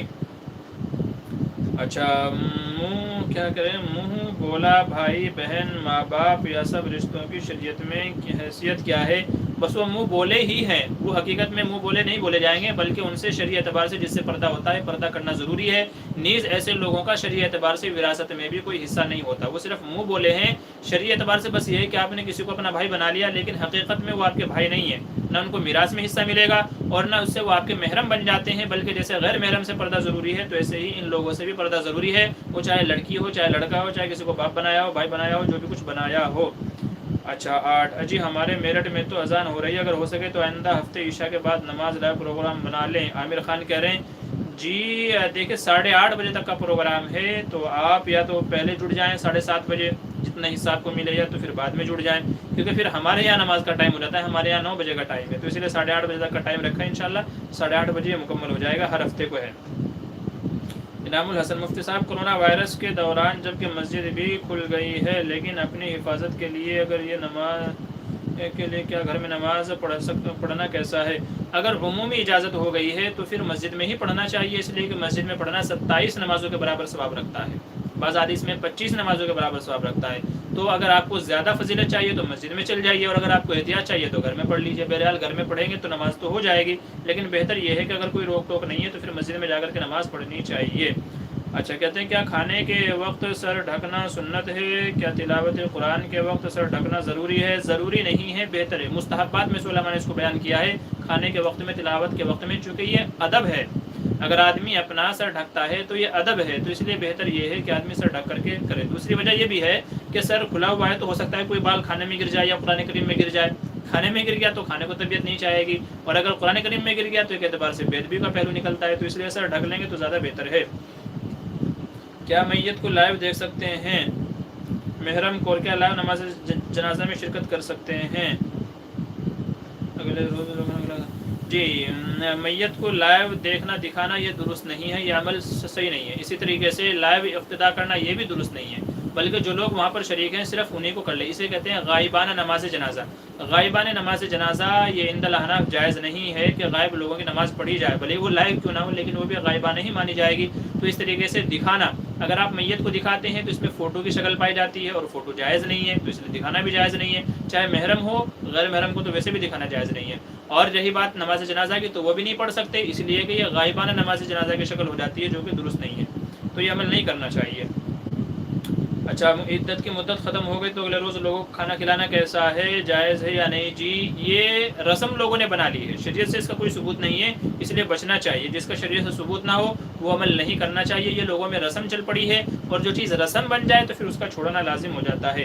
کیا سجدے میں دونوں پیر اٹھ جانے سے نماز فاسد ہو جاتی ہے؟ شاہ فیصل پوچھ رہے ہیں. جی ہاں، اگر 3 تسبیح کے بقدر دونوں پیر سجدے میں اٹھ جائیں تو پھر نماز فاسد ہو جائے گی، کیونکہ نماز میں جن اعضاء کا، خاص کر سجدے میں جن اعضاء کا رکھنا ضروری ہے ان میں سے دونوں پیر بھی ہیں. تو ان دونوں پیروں کا زمین پر ٹکا ہوا ہونا یہ نماز کے فرائض میں سے ہے، واجبات میں سے ہے. تو اگر دونوں سجدے میں دونوں پیر زمین سے اٹھ جائیں اور 3 تسبیح پڑھنے کے بقدر، مطلب سبحان ربی الاعلیٰ، سبحان ربی الاعلیٰ، سبحان ربی الاعلیٰ، اتنی مقدار میں اگر پیر اٹھے رہ جائیں گے تو پھر نماز فاسد ہو جائے گی. السلام علیکم ورحمۃ اللہ. محمد رحمانی. جی وعلیکم السلام ورحمۃ اللہ وبرکاتہ. اچھا، حجاج بن یوسف کی کس سے دشمنی تھی کہ اس نے اتنے لوگوں کو قتل کیا؟ دشمنی ہی قتل، مطلب جو ہے دشمنی ہی قتل کی وجہ نہیں ہوتی، بلکہ جب آدمی کو کوئی عہدہ مل جاتا ہے، اس کے اندر گھمنڈ آ جاتا ہے، تکبر آ جاتا ہے، نیز وہ اپنے مخالف کوئی بات سننا پسند نہیں کرتا. اور پھر ذرا سی کہتے ہیں نا کہ جب عہدہ کسی آدمی کے پاس آ جاتا ہے تو پھر اس کے عجیب چونچلے ہو جاتے ہیں. تو بہرحال بہت ساری چیزیں، کہیں انا سامنے آ جاتی ہے، کہیں اپنے خلاف کوئی بات آدمی نہیں سن سکتا، اور کوئی چیز جو اس کو غلط لگتی ہے اس کی بنا پر وہ قتل کرتا ہے. تو بہرحال حجاج بھی بدنام زمانہ ہے، بہت لوگوں کا اس نے خون بہایا ہے. اچھا مفتی صاحب بخیر و عافیت ہے؟ محمد رحمانی. جی الحمدللہ. ایک خواب کی تعبیر دریافت کرنی ہی جی، بعد میں ہم سے پرسنل میں آپ خواب کی تعبیر معلوم کر لیجئے گا، یہاں مت معلوم کیجیے گا. محمد سلیم کہہ رہے ہیں میری بچی نماز اور قرآن مجید کے سجدہ تلاوت نہیں کرتی تو کیا کریں؟ سجدہ تلاوت نہیں کرتی. دیکھیے، جو بچی اگر وہ آپ کی سمجھ لیجئے کہ بالغ ہے تو پھر اس کے اوپر تو واجب ہے، اور اگر بالغ نہیں ہے تو اس کے اوپر واجب تو نہیں ہے، لیکن کرانا چاہیے. اگر نہیں کرے گی تو گنہگار ہوگی. کبھی بھی کر لے زندگی میں، لیکن کر لینا چاہیے. اگر کبھی بھی نہیں کرے گی تو پھر گنہگار ہوگی. سجدہ تلاوت واجب ہے. اچھا کہہ رہے ہیں ایک پہاڑ کی چوٹی پر بندہ اذان دے رہا ہے، اور پھر اذان کے بعد وہ بندہ نماز کے لیے صف کو درست کر رہا ہے، یہ کیا بات ہوئی؟ اچھا خواب ہے. جی ٹھیک ہے، اس کا میں انشاءاللہ آپ کو بعد میں بتاؤں گا. روح الامین کہہ رہے ہیں سود کی رقم سے مدرسے کے بیت الخلاء کی بالٹی خریدنا کیسا ہے؟ درست نہیں ہے. آپ رقم مدرسے میں دے دیجیے، مدرسے میں رقم دے دیجیے سود کی رقم، پھر ان کی مرضی ہے، وہ چاہے جس مصرف میں اس کو استعمال کریں، یہ بہتر ہے. خواب کی تعبیر انشاءاللہ آپ کو بعد میں. انعام الحسن مفتی صاحب حیات الصحابہ اور منتخب احادیث پڑھ سکتے ہیں یا نہیں؟ جی بالکل پڑھ سکتے ہیں. یہ دونوں معتبر کتابیں ہیں اور ان میں احادیث وغیرہ کے حوالے بھی نقل کیے گئے ہیں، تو دونوں پڑھ سکتے ہیں، کوئی حرج کی بات نہیں ہے. عدیل الزمان مکرانہ مفتی صاحب سرکاری سامان کھانا کیسا ہے؟ بھائی اگر بطور معاونت کے آپ کو دیا گیا ہے، گورنمنٹ نے، حکومت نے آپ کو مالک بنا دیا، بھائی یہ چیز آپ کی ہے تو آپ کھا سکتے ہیں. اور اگر مالک نہیں ہے، اپنی طرف سے خرد برد کر رہے ہیں تو پھر جائز نہیں ہوگا. بہرحال جو چیز آپ کو دے دی گئی ہے آپ اس کے مالک ہیں، اس کو کھا سکتے ہیں. اچھا ماشاءاللہ بہت خوب، یعنی تمام مسئلے کا فیصلہ بہت خوب. اللہ آپ کو اچھا شکریہ، جزاک اللہ بھائی. زکوٰۃ کے پیسوں سے دیش کا وکاس کر سکتے ہیں نہیں؟ دیکھیں زکوٰۃ کے لیے علماء نے یہ شرط بیان کی ہے کہ زکوٰۃ میں سامنے کسی آدمی کو مالک بنانا ضروری ہے. غریب کو دیتے ہیں تو وہ اس کا مالک ہو جاتا ہے، تو یہی حال زکوٰۃ کا ہے. تو زکوٰۃ کو ادا ہونے کے لیے یہ شرط ہے کہ غریب کو مالک بنایا جائے. تو اگر آپ اس کو کہیں سڑک میں لگا رہے ہیں، کہیں اور لگا رہے ہیں، تو وہاں مالک بنانا نہیں پایا گیا کسی کو بھی. آپ نے کس کو دیا؟ کسی کے بھی ہاتھ میں نہیں دیا گیا. تو ایسے مسئلوں میں زکوٰۃ ادا نہیں ہوتی. تو اس لیے بہتر یہ ہے کہ کسی غریب کو دے دیں، مالک بنا دیں، پھر اس کی مرضی ہے، وہ چاہے دیش کے وکاس میں لگائے یا کہیں اور لگائے، اس کی مرضی ہے بہرحال. تو اس طریقے سے اس کو جو ہے ادا کرنا چاہیے زکوٰۃ کو. جمعے کے بعد جو عمل بتایا جاتا ہے سبحان اللہ العظیم و بحمدہ، کیا یہ حدیث سے ثابت ہے؟ سبحان اللہ العظیم و بحمدہ، جی یہ الفاظ تو درست ہیں، اور باقی جمعے کی نماز کے بعد میں جو آپ کہہ رہے ہیں اس کا فی الحال میرے ذہن میں نہیں ہے، تو اس لیے میں بتانے سے عاجز ہوں، معذرت. ٹی شرٹ میں نماز پڑھنا کیسا؟ انعام الحسن پوچھ رہے ہیں. جی ٹی شرٹ میں اگر ہاف آستین والی ہے تو نماز مکروہ ہوگی، اور اگر ہاف آستین والی نہیں ہے، فل آستین والی ہے جس میں پورا ہاتھ چھپا ہوا ہے، پورا ہاتھ جس کے اندر چھپا ہوا ہے، تو پھر اس میں جائز ہے، ہو جائے گی. بہرحال ہاف آستین والی ہے تو مکروہ ہوگی، فل آستین والی ہے تو نماز ہو جائے گی. اچھا، اور کیا پوچھ رہے ہیں مفتی صاحب، پڑھائی میں من نہیں لگتا، کوئی وظیفہ بتا دیں؟ جی، رب اشرح لی صدری ویسر لی امری، یہ پڑھ لیا کریں انشاءاللہ، اللہ تعالیٰ آپ کے ذہن کو کھول بھی دے گا اور اس میں آپ کا من بھی لگ جائے گا۔ مسجد میں جانے کی اجازت نہ ہو پھر بھی چھپ کر جماعت میں جانا اور نماز پڑھنا درست ہے؟ دیکھیے، جہاں جانے سے آپ کو یہ لگتا ہے کہ میں پھنس سکتا ہوں، جیسے بھی مسجدوں میں جانے کی اجازت نہیں ہے پھر بھی لوگ جا رہے ہیں، جبکہ خطرہ ہے کہ اگر پکڑ لیا گیا تو الزام بھی سر کے اوپر آئے گا اور کوٹائی پٹائی بھی ہوگی، تو پھر نہیں جانا چاہیے، تہمت کی جگہ سے بچنا چاہیے، جہاں جانے سے منع کیا گیا ہے تو پھر بچنا چاہیے، بہترائی اسی میں ہے، تو پھر گھر میں ہی پڑھ لینا بہتر ہے، خام خامے ہوشیار نہ بننے کی کوشش کریں۔ اچھا، کیا لکھتے ہیں، مدینے کے باقی قبرستان کو جنت البقیع کیوں کہتے ہیں؟ مدینے کے باقی قبرستان کو تو نہیں کہتے، ہاں جو مسجد نبوی سے ملا ہوا ہے صرف جنت البقیع تو اسے خاص حصے کو کہتے ہیں، باقی مدینے کے جو قبرستان ہیں تو ان کے تو الگ الگ نام ہے، الگ الگ نام ہے، جنت البقیع تو صرف وہی خاص قبرستان ہے جو مسجد نبوی سے ملا ہوا ہے، متصل ہے۔ اچھا، کہتے ہیں عورتوں کے پردے میں آنکھوں کا چھپانا ضروری ہے کیونکہ آج کل برقعے کے نقاب میں دونوں آنکھیں کھلی رہتی ہیں۔ جی، شیلیہ عائشہ کہہ رہے ہیں، جی بالکل آپ نے درست فرمایا، کسی شاعر نے کہا تھا کہ نظروں کے تیر دلوں میں اتارنے والے، وائے خلق کو بے موت مارنے والے، تو آج کل آنکھوں سے ہی پھنسایا جاتا ہے، تو اس لیے آنکھوں کا بھی پردہ کرنا چاہیے، نقاب ایسا ہونا چاہیے جس میں آنکھیں بھی نہیں دکھنی چاہیے، کیونکہ آنکھوں کی خوبصورتی پہلی وجہ ہوتی ہے پھسلنے کی، تو اس لیے بہتر یہ ہے ایسا نقاب، ایسا برقع استعمال کیا جائے کہ جس میں آنکھیں بھی نہ دکھیں، کیونکہ آنکھیں دکھ جائیں گی تو آنکھوں کا شیپ، آج کل تو آئی برو بنانے کا اور جو ہے رواج چل پڑا ہے، تو آنکھوں کو اور خوبصورت بنا لیتے ہیں، پھر آئی لائنر جو ہے لگا لیتے ہیں، تو آنکھیں ہی آدمی کے گھائل ہونے کی اور پھسلنے کی وجہ بن جاتی ہے، تو اس لیے آنکھیں بھی چھپا کر کے رکھنی چاہیے تاکہ معلوم نہ پڑے گوری ہے کالی آنکھیں کیسی ہیں کیسی نہیں ہیں، تو اس لیے آنکھوں کو بھی چھپانا چاہیے، اس طرح کے برقع استعمال کرنا بھی درست نہیں ہے۔ اچھا، قاری کے کورس میں کیا سکھایا جاتا ہے؟ جی، قاری کے کورس میں ایک تو قرأتیں سکھائی جاتی ہیں، جو ہے بھائی قرأت کی کتنی قسمیں ہیں، جیسے حفظ قرأت ہے، اور کئی جو ہے طریقے سے قرأت کی جاتی ہے، قرأت کے کئی سارے انداز ہیں، قرأت سبا ہوتی ہے، 7 طریقوں سے قرأت ہوتی ہے، تو وہ سکھائی جاتی ہے، اور اچھے سے آواز میں پڑھنا، جسے کہتے ہیں ترتیل سے جو ہے قرآن کریم پڑھنا، اس کی مشق کرائی جاتی ہے، اور کچھ کتابیں ہیں جن میں قرآن کریم کے پڑھنے کے وظائف جو ہے طریقے، رول ریگولیشن بتائے جاتے ہیں، تو قرأت کورس میں وہ پڑھایا جاتا ہے۔ طالب علم سید احمد کہتے ہیں کلمہ بھی قضیہ بھی اور خبر ہے، اس میں کذب کا احتمال کیوں نہیں ہے؟ ارے بھائی، میں نے کہا تھا یہ سوال جواب جو ہے نا وہ نحو وغیرہ حل کرنے کے لیے نہیں ہے، یہ تو دینی مسائل حل کرنے کے لیے ہے، تو انشاءاللہ یہ سوال آپ بعد میں کیجیے گا، تب آپ کو اس کا تفصیلی جواب دیں گے۔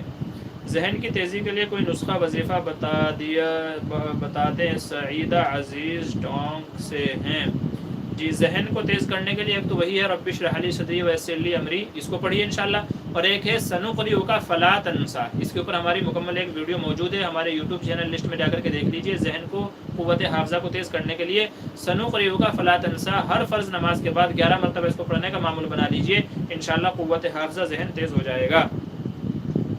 جی، اسکیری کہتے ہیں اپنے گھر والے کوئی برا کام کر رہے ہوں، مار پیٹ ہمارے روکنے سے معاملہ بڑھتا ہے، میری چلتی نہیں ہے، کیا خاموش رہ کر دل میں برا سننا درست ہوگا؟ دیکھیں، کہیں پر اگر برا کام ہو رہا ہو تو حدیث میں فرمایا گیا 3 درجے ہیں اس کو روکنے کے، اگر ہاتھ سے روکنے کی ہمت ہو تو ہاتھ سے روکے، اگر زبان سے کہہ کر کے روک سکتا ہو تو زبان سے روکے، اور اگر اس کی بھی ہمت استطاعت نہ ہو تو پھر آخری درجہ یہ ہے کہ اس کو دل سے برا سمجھے، اور فرمایا وذالک ضعف الایمان، اور یہ ایمان کا سب سے کم درجہ ہے، سب سے کم تر حصہ ہے، اگر کوئی دل سے بھی جو ہے برا نہ سمجھے تو اس کا ایمان خطرے میں ہے، تو آپ دیکھ لیجئے آپ کے اندر کیا کیا صلاحیتیں ہیں، اسی اعتبار سے عمل کر لیجئے۔ اچھا، آپ پوچھ رہے ہیں سید پوچھ رہے ہیں کیا فیشن کا برقع پہن سکتے ہیں؟ جی، جائز نہیں ہے، برقعے کا مقصد ہے اپنے آپ کو چھپانا، جسم کو چھپانا، سطر کو چھپانا، چال ڈھال کو چھپانا، عورت کا اپنے حید کو، جسم کو چھپانا، یہ مقصد ہوتا ہے، اور اگر آپ فیشن والا برقع پہنیں گے تو مطلب یہ ہے کہ آپ خود لوگوں کو دکھانا چاہ رہے ہیں، تو برقعے کا مطلب کیا ہوا؟ پھر تو برقع ہی اتار دیجئے۔ تو فیشن والے جو برقعے چلے ہوئے ہیں مارکیٹ کے اندر، وہ کسی نے کیا خوب کہا ہے کہ آج کل ان برقعوں کو بھی برقعے کی ضرورت ہے، ان برقعوں کو بھی برقعے کی ضرورت ہے، تو فیشن والے، ڈیزائن والے جس پہ نقش و نگاری، پھول بوٹے یہ سب بنائے گئے ہوں، ایسا برقع پہننا درست نہیں ہے، کیونکہ وہ لوگوں کے اٹریکشن ہونے کا ذریعہ بنتا ہے، ان کی بگاڑ کا ذریعہ بنتا ہے، تو اس لیے اس طرح کا برقع نہیں پہننا چاہیے۔ قاری کا کورس کتنے سال کا ہوتا ہے؟ محمد شعیب پوچھ رہے ہیں، جی 2 سال کا ہوتا ہے، 2 سال کا قرأت کا کورس ہوتا ہے، دارالعلوم وغیرہ کے اندر 2 سال کا ہی کورس ہے۔ اچھا، کیا مستورات کی ہتھیلی چھپانا بھی ضروری ہے؟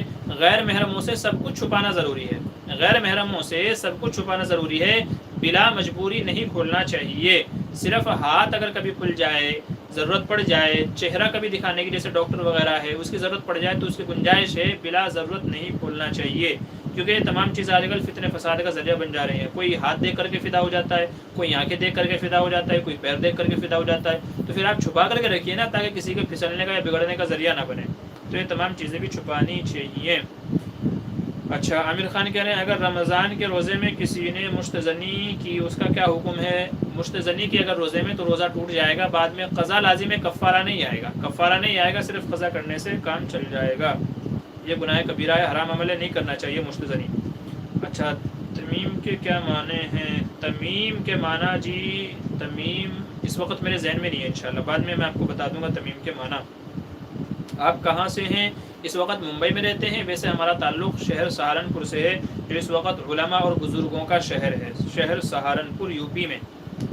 اچھا، مفتی صاحب صداقت پوچھ رہے ہیں کیا عام آدمی یوٹیوب چینل کھول سکتا ہے؟ دیکھیں، یوٹیوب چینل کھولنے کے لیے ضروری یہ ہے کہ یا تو اس سے آپ دینی مسئلہ و مسائل کی نشر و اشاعت کریں، جیسے ہمارے یوٹیوب چینل سے ہوتا ہے، یا تو پھر آپ اس میں ایسی ویڈیوز بنائیں جو حرام کے دائرے میں نہ آتی ہو، یعنی غیر جاندار کی ویڈیو بنائیں۔ اگر آپ جاندار کی ویڈیو بناتے ہیں تو وہ فوٹو اور فوٹوگرافی کے دائرے میں آ کر کے حرام ہو جائے گا، تو اس لیے ہنسی مذاق کی ویڈیو بنانا، پرینک ویڈیو بنانا، یا تو اسی طریقے سے پرندوں کی ویڈیو بنانا، جانوروں کی جو ہے ویڈیو بنانا، تو یہ سب ناجائز آ جائیں گی، تو ایسا چینل آپ نہیں بنا سکتے۔ ہاں، کوئی جو جواز کے دائرے میں آتا ہے تو پھر آپ بنا سکتے ہیں، اس کی اجازت ہے۔ اس کے اوپر ہمارا ایک مفصل بیان ہے، وہ دیکھ لیجئے یوٹیوب کے تعلق سے۔ اچھا، کیا کہہ رہے ہیں کہ فاتحہ خوانی کا کھانا کھا سکتے ہیں؟ دیکھیے، آج کل جو فاتحہ خوانی ہوتی ہے تو اس کے اندر عقیدے کا بگاڑ موجود ہوتا ہے، تو اس لیے اس طرح کا کھانا کھانے سے بچنا چاہیے فاتحہ خوانی کے بعد میں۔ جزاک اللہ جواب کے لیے جی شکریہ۔ مفتی صاحب آپ کے پرسنل نمبر چاہیے؟ جی، ہماری پرانی ویڈیوز ہیں، کچھ ویڈیوز میں دیکھ لیجیے، نیچے جہاں ہمارا نام لکھا ہوا تو ہمارا نمبر مل جائے گا، وہاں سے ہمارا نمبر لے لیجیے، بھی اپلوڈ کیجیے۔ محمد شعیب کہہ رہے ہیں جی جمعے کے ہمارے بیانات اگر آپ سنیں گے تو آپ جو ہے نا، آپ کو بڑا مزہ آئے گا، بڑی خوشی ہوگی، چونکہ وہ الگ انداز ہوتا ہے، الگ طریقہ ہوتا ہے، لیکن جمعے کے جو ہمارے بیانات ہیں وہ آڈیو بیانات ہوتے ہیں، تو آڈیو کو ویڈیو کی شکل میں دے کے کوئی مطلب ڈیزائن ٹائٹل وغیرہ دے کر کے ہم اپلوڈ کرتے رہتے ہیں کبھی کبھی، عام طور سے نہیں، چونکہ وہ آڈیو بیان ہوتے ہیں، تو آڈیو بیان ہے، لیکن آپ سنیں گے انشاءاللہ تو آپ کو الگ ہی چیز اس کے اندر نظر آئے گی، انشاءاللہ کریں گے اس سلسلے میں بھی۔ مفتی صاحب، ہندو کا جھوٹا کھانا پینا کیسا ہے؟ جی، اگر اس نے شراب وغیرہ نہیں پی تھی، کوئی حرام چیز اس نے نہیں پی تھی، تو پھر آپ اس کا جھوٹا کھا پی سکتے ہیں، لیکن بہتر نہیں ہے، کیونکہ طبیعت گوارا نہیں کرتی کہ ہم کسی غیر مسلم کا جھوٹا کھائیں پئیں، تو طبیعت گوارا نہیں کرتی، لیکن اگر اس نے شراب وغیرہ نہیں پی تھی، کوئی حرام چیز اس نے نہیں کھائی تھی، تو بہرحال اس کا جھوٹا کھا پی سکتے ہیں۔ اچھا، فیروز خان کہہ رہے ہیں کیا نماز میں ثنا جان بوجھ کر کے چھوڑ دینے سے گناہ ہوگا؟ جی، گناہ تو نہیں ہوگا، چونکہ ثنا پڑھنا مستحب ہے، تو اگر مستحب عمل چھوڑ دیا جائے تو گناہ نہیں ہوگا، تو اگر ثنا چھوڑ دی جائے تو گناہ نہیں ہوگا، نماز بھی درست ہو جائے گی، البتہ پڑھ لینا بہتر ہے۔ جی، اس کے لیے پوچھ رہے ہیں کیا قاری بننے کے لیے حافظ قرآن ہونا ضروری ہے؟ جی، حافظ قرآن ہونا ضروری تو نہیں ہے، لیکن چونکہ قرآن ہی کی مشق ہوتی ہے، تو اس لیے اگر حافظ قرآن ہوں گے تو اچھا ہوگا، ہدایت کرنے میں، پڑھنے میں، چیزوں کو سمجھنے میں آسانی ہو جائے گی، لیکن بہرحال ضروری نہیں ہے، مگر عام طور سے حفظ جو ہے قرآت کا جو کورس ہے اس میں انہی لوگوں کو لیتے ہیں جو کم سے کم حافظ ہوں، عموماً ایسا ہی ہوتا ہے۔ اچھا، انعام الحسن پوچھ رہے ہیں مفتی صاحب انعام الحسن کا مطلب کیا ہوتا ہے؟ انعام، دیکھیں، انعام کے معنی اللہ کی طرف سے جو رحمت ہو، پرائز جسے کہتے ہیں انگلش میں، انعام کے معنی وہ ہیں، اور حسن کے معنی ہے اچھا، خوبصورت، تو انعام الحسن کا مطلب ہوا اچھا انعام۔ جی، اور کیا پوچھ رہے ہیں مسلمان تاجر مورتیاں وغیرہ بیچ سکتے ہیں یا نہیں؟ جی، یہ کراہت سے خالی نہیں ہے، مورتیاں وغیرہ نہیں بیچنی چاہیے، کراہت سے خالی نہیں ہے، اس کے علاوہ کوئی اور حلال ذریعہ معاش اختیار کرنا چاہیے۔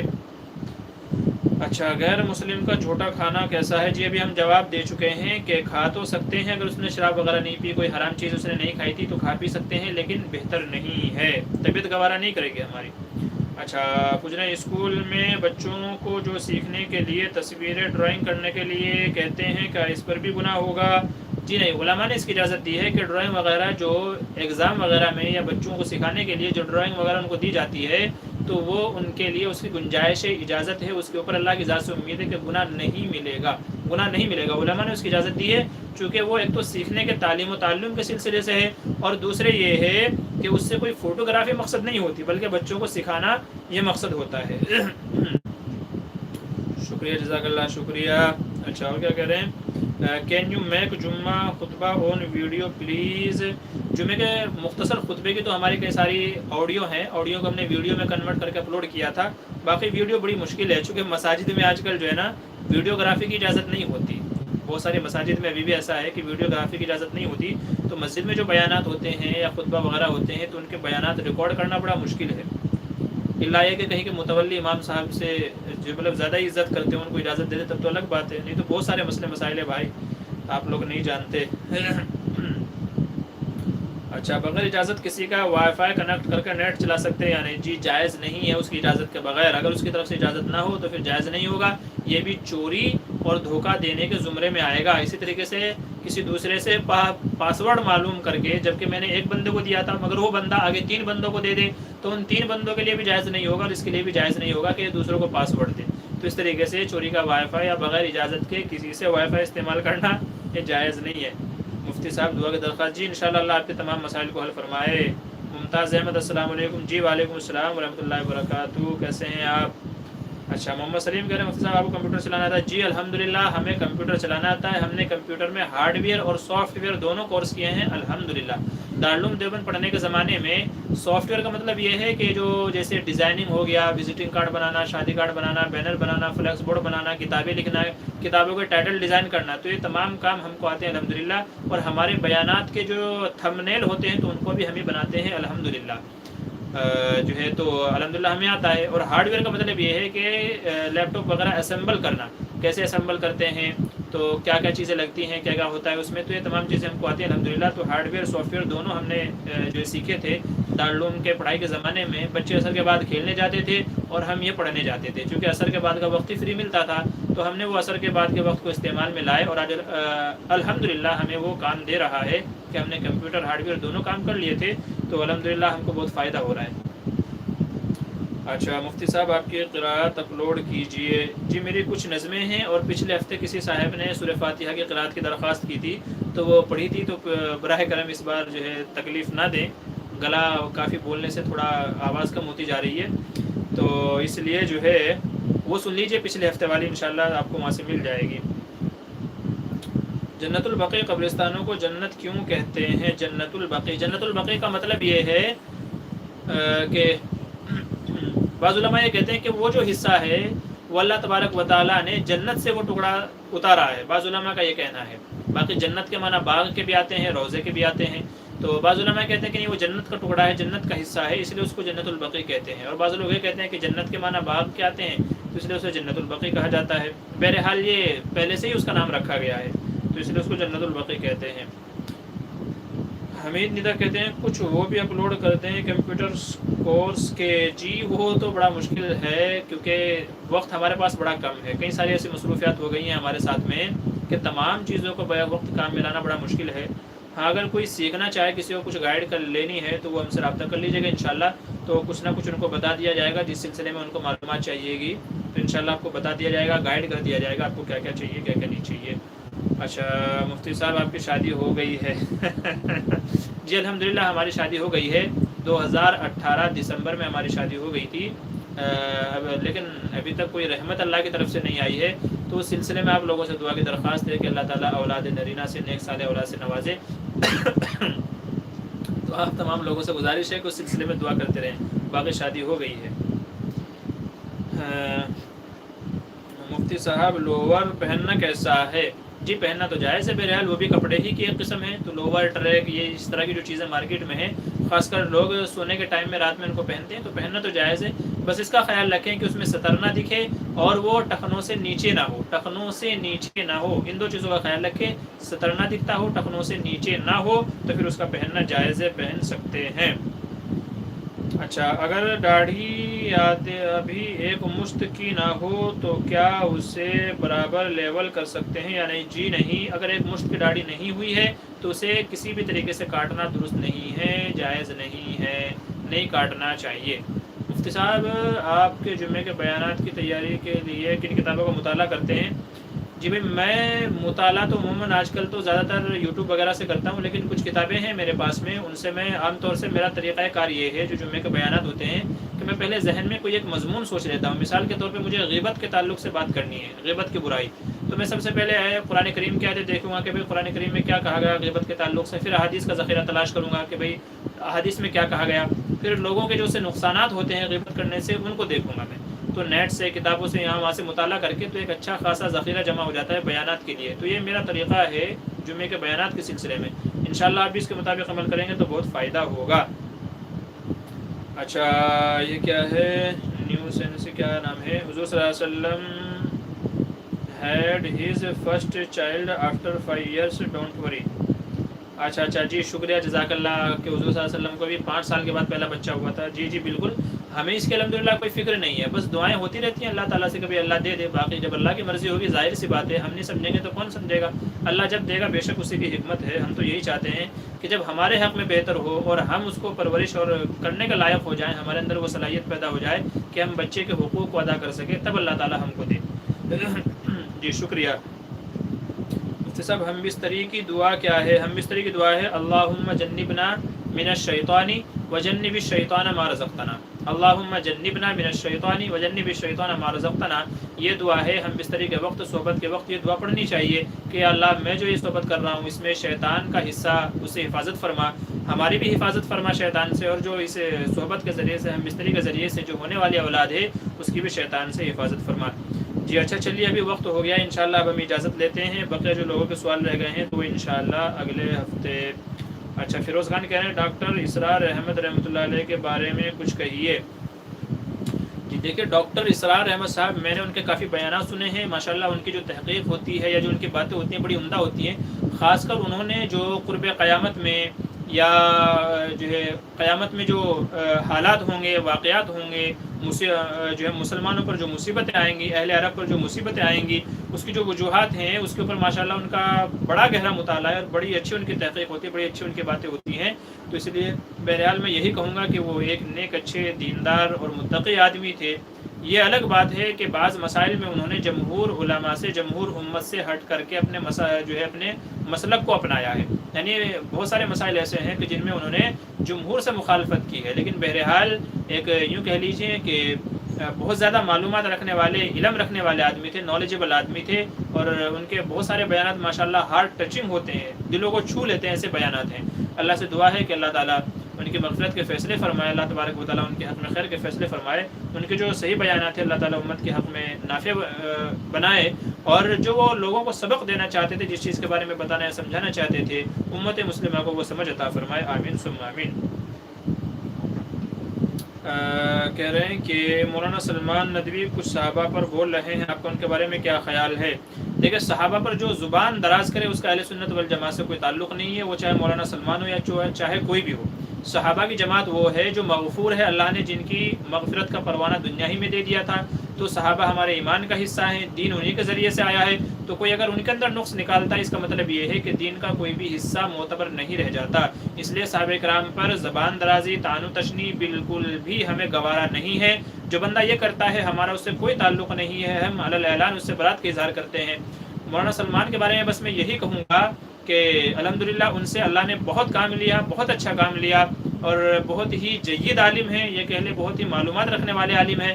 لیکن افسوس اس بات پر جو ہے اس بات پر ہے کہ نہ جانے کیا گناہ ان سے ہوا ہو کہ جس کی وجہ سے وہ اہل سنت والجماعت سے ہٹتے جا رہے ہیں. دارالعلوم ندوے سے ان کو نکال دیا گیا تھا، اور دارالعلوم دیوبند نے برات کا اعلان کر دیا، اور بڑے بڑے جتنے بھی اکابر ہیں سب نے ان سے برات کا اظہار کر دیا کہ جو امت مسلمہ کا ایک بہترین دماغ تھا، بہترین عالم تھا، وہ ہمارے ہاتھوں سے نکلا جا رہا ہے، وہ گمراہی کی طرف جا رہا ہے. میں تو یہ کہوں گا، اور اللہ معاف فرمائے انہوں نے ایک طرز یہ اپنا لیا ہے کہ پہلے صحابہ پر زبان دراز کرتے ہیں، پھر بعد میں رجوع نامہ لکھ بھیجتے ہیں. ہر سال سے کئی سالوں سے میں دیکھ رہا ہوں وہ یہی کرتے ہیں، پہلے صحابہ کے بارے میں تنقید کریں گے، پھر بعد میں رجوع نامہ لکھ دیں گے اور بولیں گے کہ اب اس کے بعد جو مجھے کچھ کہے گا تو وہ فتین ہے. کمال کی بات ہے، مطلب امت میں فتنہ خود نے پھیلایا، رجوع نامہ مانگ کر کے سمجھ رہے ہیں بس میری طرف سے کفارہ ہو گیا. ایسی بات نہیں ہے. میں سمجھتا ہوں، اللہ سے ڈرتا ہوں کہ کہیں ان کا بھی حشر وہ نہ ہو جائے جو برسیسا راہب کا ہوا تھا. برسیسا جو ایک نیک متقی پرہیزگار راہب تھا، لیکن شیطان نے اس کو ایسا بہکایا، جال میں ایسا اس کو پھنسایا کہ جب اس کا انتقال ہوا تو وہ کفر کی حالت میں ہوا ہے. مجھے ان کے بارے میں وہی ڈر ہوتا ہے. اللہ کرے کہ میرے خیالات غلط ہوں، میری یہ امیدیں غلط ہوں، لیکن بہرحال امت کا ایک بہترین عالم، ایک بہترین دماغ، ایک باصلاحیت عالم اہل سنت والجماعت سے ہٹتا جا رہا ہے، اور علم کے زوم میں مولانا مکی حجازی کہتے ہیں کہ جو عالم ہے وہی گمراہ ہوگا نا، وہی غلط راستے پر جائے گا، جس کو پتہ ہی نہیں ہے وہ کہاں جائے گا۔ تو یہ علم کے زوم میں، اپنے تحقیق کے زوم میں غلط راستے پر جا رہے ہیں۔ اللہ ان کی حفاظت فرمائے، دین کی صحیح سمجھ عطا فرمائے۔ بس یہی کہوں گا، اس سے زیادہ اور کچھ نہیں۔ اللہ سے ان کے لیے نیک ہدایت کی دعا کرتا ہوں۔ کیا بیت الخلاء کے راستے ہم بستری جائز ہے؟ جی نہیں، بالکل جائز نہیں ہے، قرآن کریم میں منع کیا گیا ہے۔ پیچھے کے راستے سے، پیچھے کے مقام میں ہم بستری کرنا جائز نہیں ہے، حرام ہے، گناہ کبیرہ ہے۔ جو لوگ یہ طریقہ اپناتے ہیں بالکل غلط ہے۔ نساؤکم حرث لکم فاتوا حرثکم، علماء نے اس کی تفسیر بیان کرتے ہوئے کہا ہے کہ کھیتی کرنے کی جو جگہ ہے، کھیتی سے پیداوار ہوتی ہے، تو جو کھیتی کرنے کی جگہ ہے وہ آگے کی شرمگاہ ہے، وہ آگے کا حصہ ہے، کیونکہ وہاں سے اولاد پیدا ہوتی ہے، توالد و تناسل ہوتا ہے۔ تو کھیتی کرنے کی جو جگہ ہے، ہم بستری کرنے کی جگہ ہے، وہ آگے کا حصہ ہے، پیچھے کا نہیں، اس لیے کہ پیچھے کے حصے سے سوائے گندگی کے اور کچھ نہیں نکلتے۔ اور آج کل کے ڈاکٹر لوگ کہتے ہیں کہ پیچھے کے حصے میں ہم بستری کرنے سے مرد کا جو عضو مخصوص ہے وہ کمزور ہو جاتا ہے، نسیں کمزور ہو جاتی ہے، اسکن کمزور ہو جاتی ہے، اور وہ جلدی ہی نامردی کی طرف گامزن ہو جاتا ہے، نامردی اس سے آتی ہے۔ تو اس لیے پیچھے کے حصے میں کرنا جائز بھی نہیں ہے، اور اس کے طبی اعتبار سے، ڈاکٹری اعتبار سے بھی بہت سارے نقصانات ہیں، جائز نہیں ہے۔ آگے کے حصے میں ہی اپنی ضرورت کو پورا کرنا چاہیے۔ اللہ ہم کو دین کی سمجھ دے۔ نیاز آپ نے کیا پوچھا ہے؟ نیاز جی دوبارہ پوچھ لیجئے برائے کرم، کیا آپ نے پوچھا ہے؟ اچھا، مہربان کہہ رہے ہیں مفتی صاحب، مسجد حرام کا کیا مطلب ہے؟ جواب دے جی۔ مسجد حرام کا مطلب یہ ہے کہ یہ وہ جگہ ہے کہ جہاں پر بعض حلال چیزیں بھی حرام ہو جاتی ہیں، جیسے شکار کرنا اگرچہ حلال ہے لیکن مسجد نبوی میں آپ نہیں کر سکتے، گھاس کاٹنا، درختوں کو کاٹنا اگرچہ جائز ہے لیکن جو ہے حرم کا جو حصہ ہے اس میں یہ چیزیں نہیں کر سکتے۔ تو بہت ساری چیزیں ایسی ہیں کہ جو مسجد حرام میں یا حرم والے حصے میں جائز نہیں ہیں، جیسے وہاں جو چلا جائے اس کو قتل نہیں کر سکتا، وہ اللہ کے امان میں جو ہے آ جاتا ہے۔ تو اس لیے مسجد حرام کو کہا جاتا ہے کہ وہاں بہت ساری جائز چیزیں بھی حرام ہو جاتی ہیں۔ ایک تو مطلب یہ ہے، اور دوسرا مطلب یہ ہے کہ وہ جگہ اللہ کے نزدیک سب سے زیادہ محترم ہے، حرمت والی ہے، عزت والی ہے، اس لیے اس کو حرم اور جو ہے مسجد حرام کہا جاتا ہے، یہ مطلب ہے جی۔ اب جو ہے اجازت دیجیے، کیا کہتے ہیں، آپ کی دوا کے آداب پارٹ 2 آئے گا؟ جی انشاءاللہ دعا کے آداب کا پارٹ 2 بھی ہے، شاید آپ دیکھیں، میرے خیال سے شاید آپ کو وہاں ملے گا، اگر نہیں ملا ہے تو انشاءاللہ ہم وہ اپلوڈ کر دیں گے۔ دعا کے آداب کے تمام مکمل پارٹس موجود ہیں، انشاءاللہ اپلوڈ کر دیں گے جی۔ اب اجازت دیجیے، جن لوگوں کے سوال رہ گئے ہیں تو انشاءاللہ وہ اگلے ہفتے جو ہے انشاءاللہ اگلے ہفتے۔ لہسن پیاز کھانے کے بعد نماز پڑھنا، تلاوت کرنا کیسا ہے؟ جی مناسب نہیں ہے، کیونکہ منہ سے بدبو آتی ہے، تو لہسن پیاز وغیرہ کھا کر کے مسجد میں آنا یا قرآن کریم کی تلاوت کرنا درست نہیں ہے۔ حدیث میں منع کیا گیا کہ منہ کی بدبو صاف کر کے پھر مسجد میں جانا چاہیے، یہی حال تلاوت کا ہے جی۔ اب اجازت دیجیے، وقت کافی ہو گیا ہے، نہیں تو نماز چھوٹ جائے گی۔ السلام علیکم ورحمۃ اللہ وبرکاتہ۔ انشاءاللہ پھر ملیں گے اگلے ہفتے۔ تو آپ لوگوں کے جو سوال رہ گئے ہیں تو انشاءاللہ اگلے ہفتے آپ خود بھی جڑیے گا، دوسرے لوگوں کو بھی اپنے ساتھ میں جوڑیے گا۔ السلام علیکم ورحمۃ اللہ وبرکاتہ۔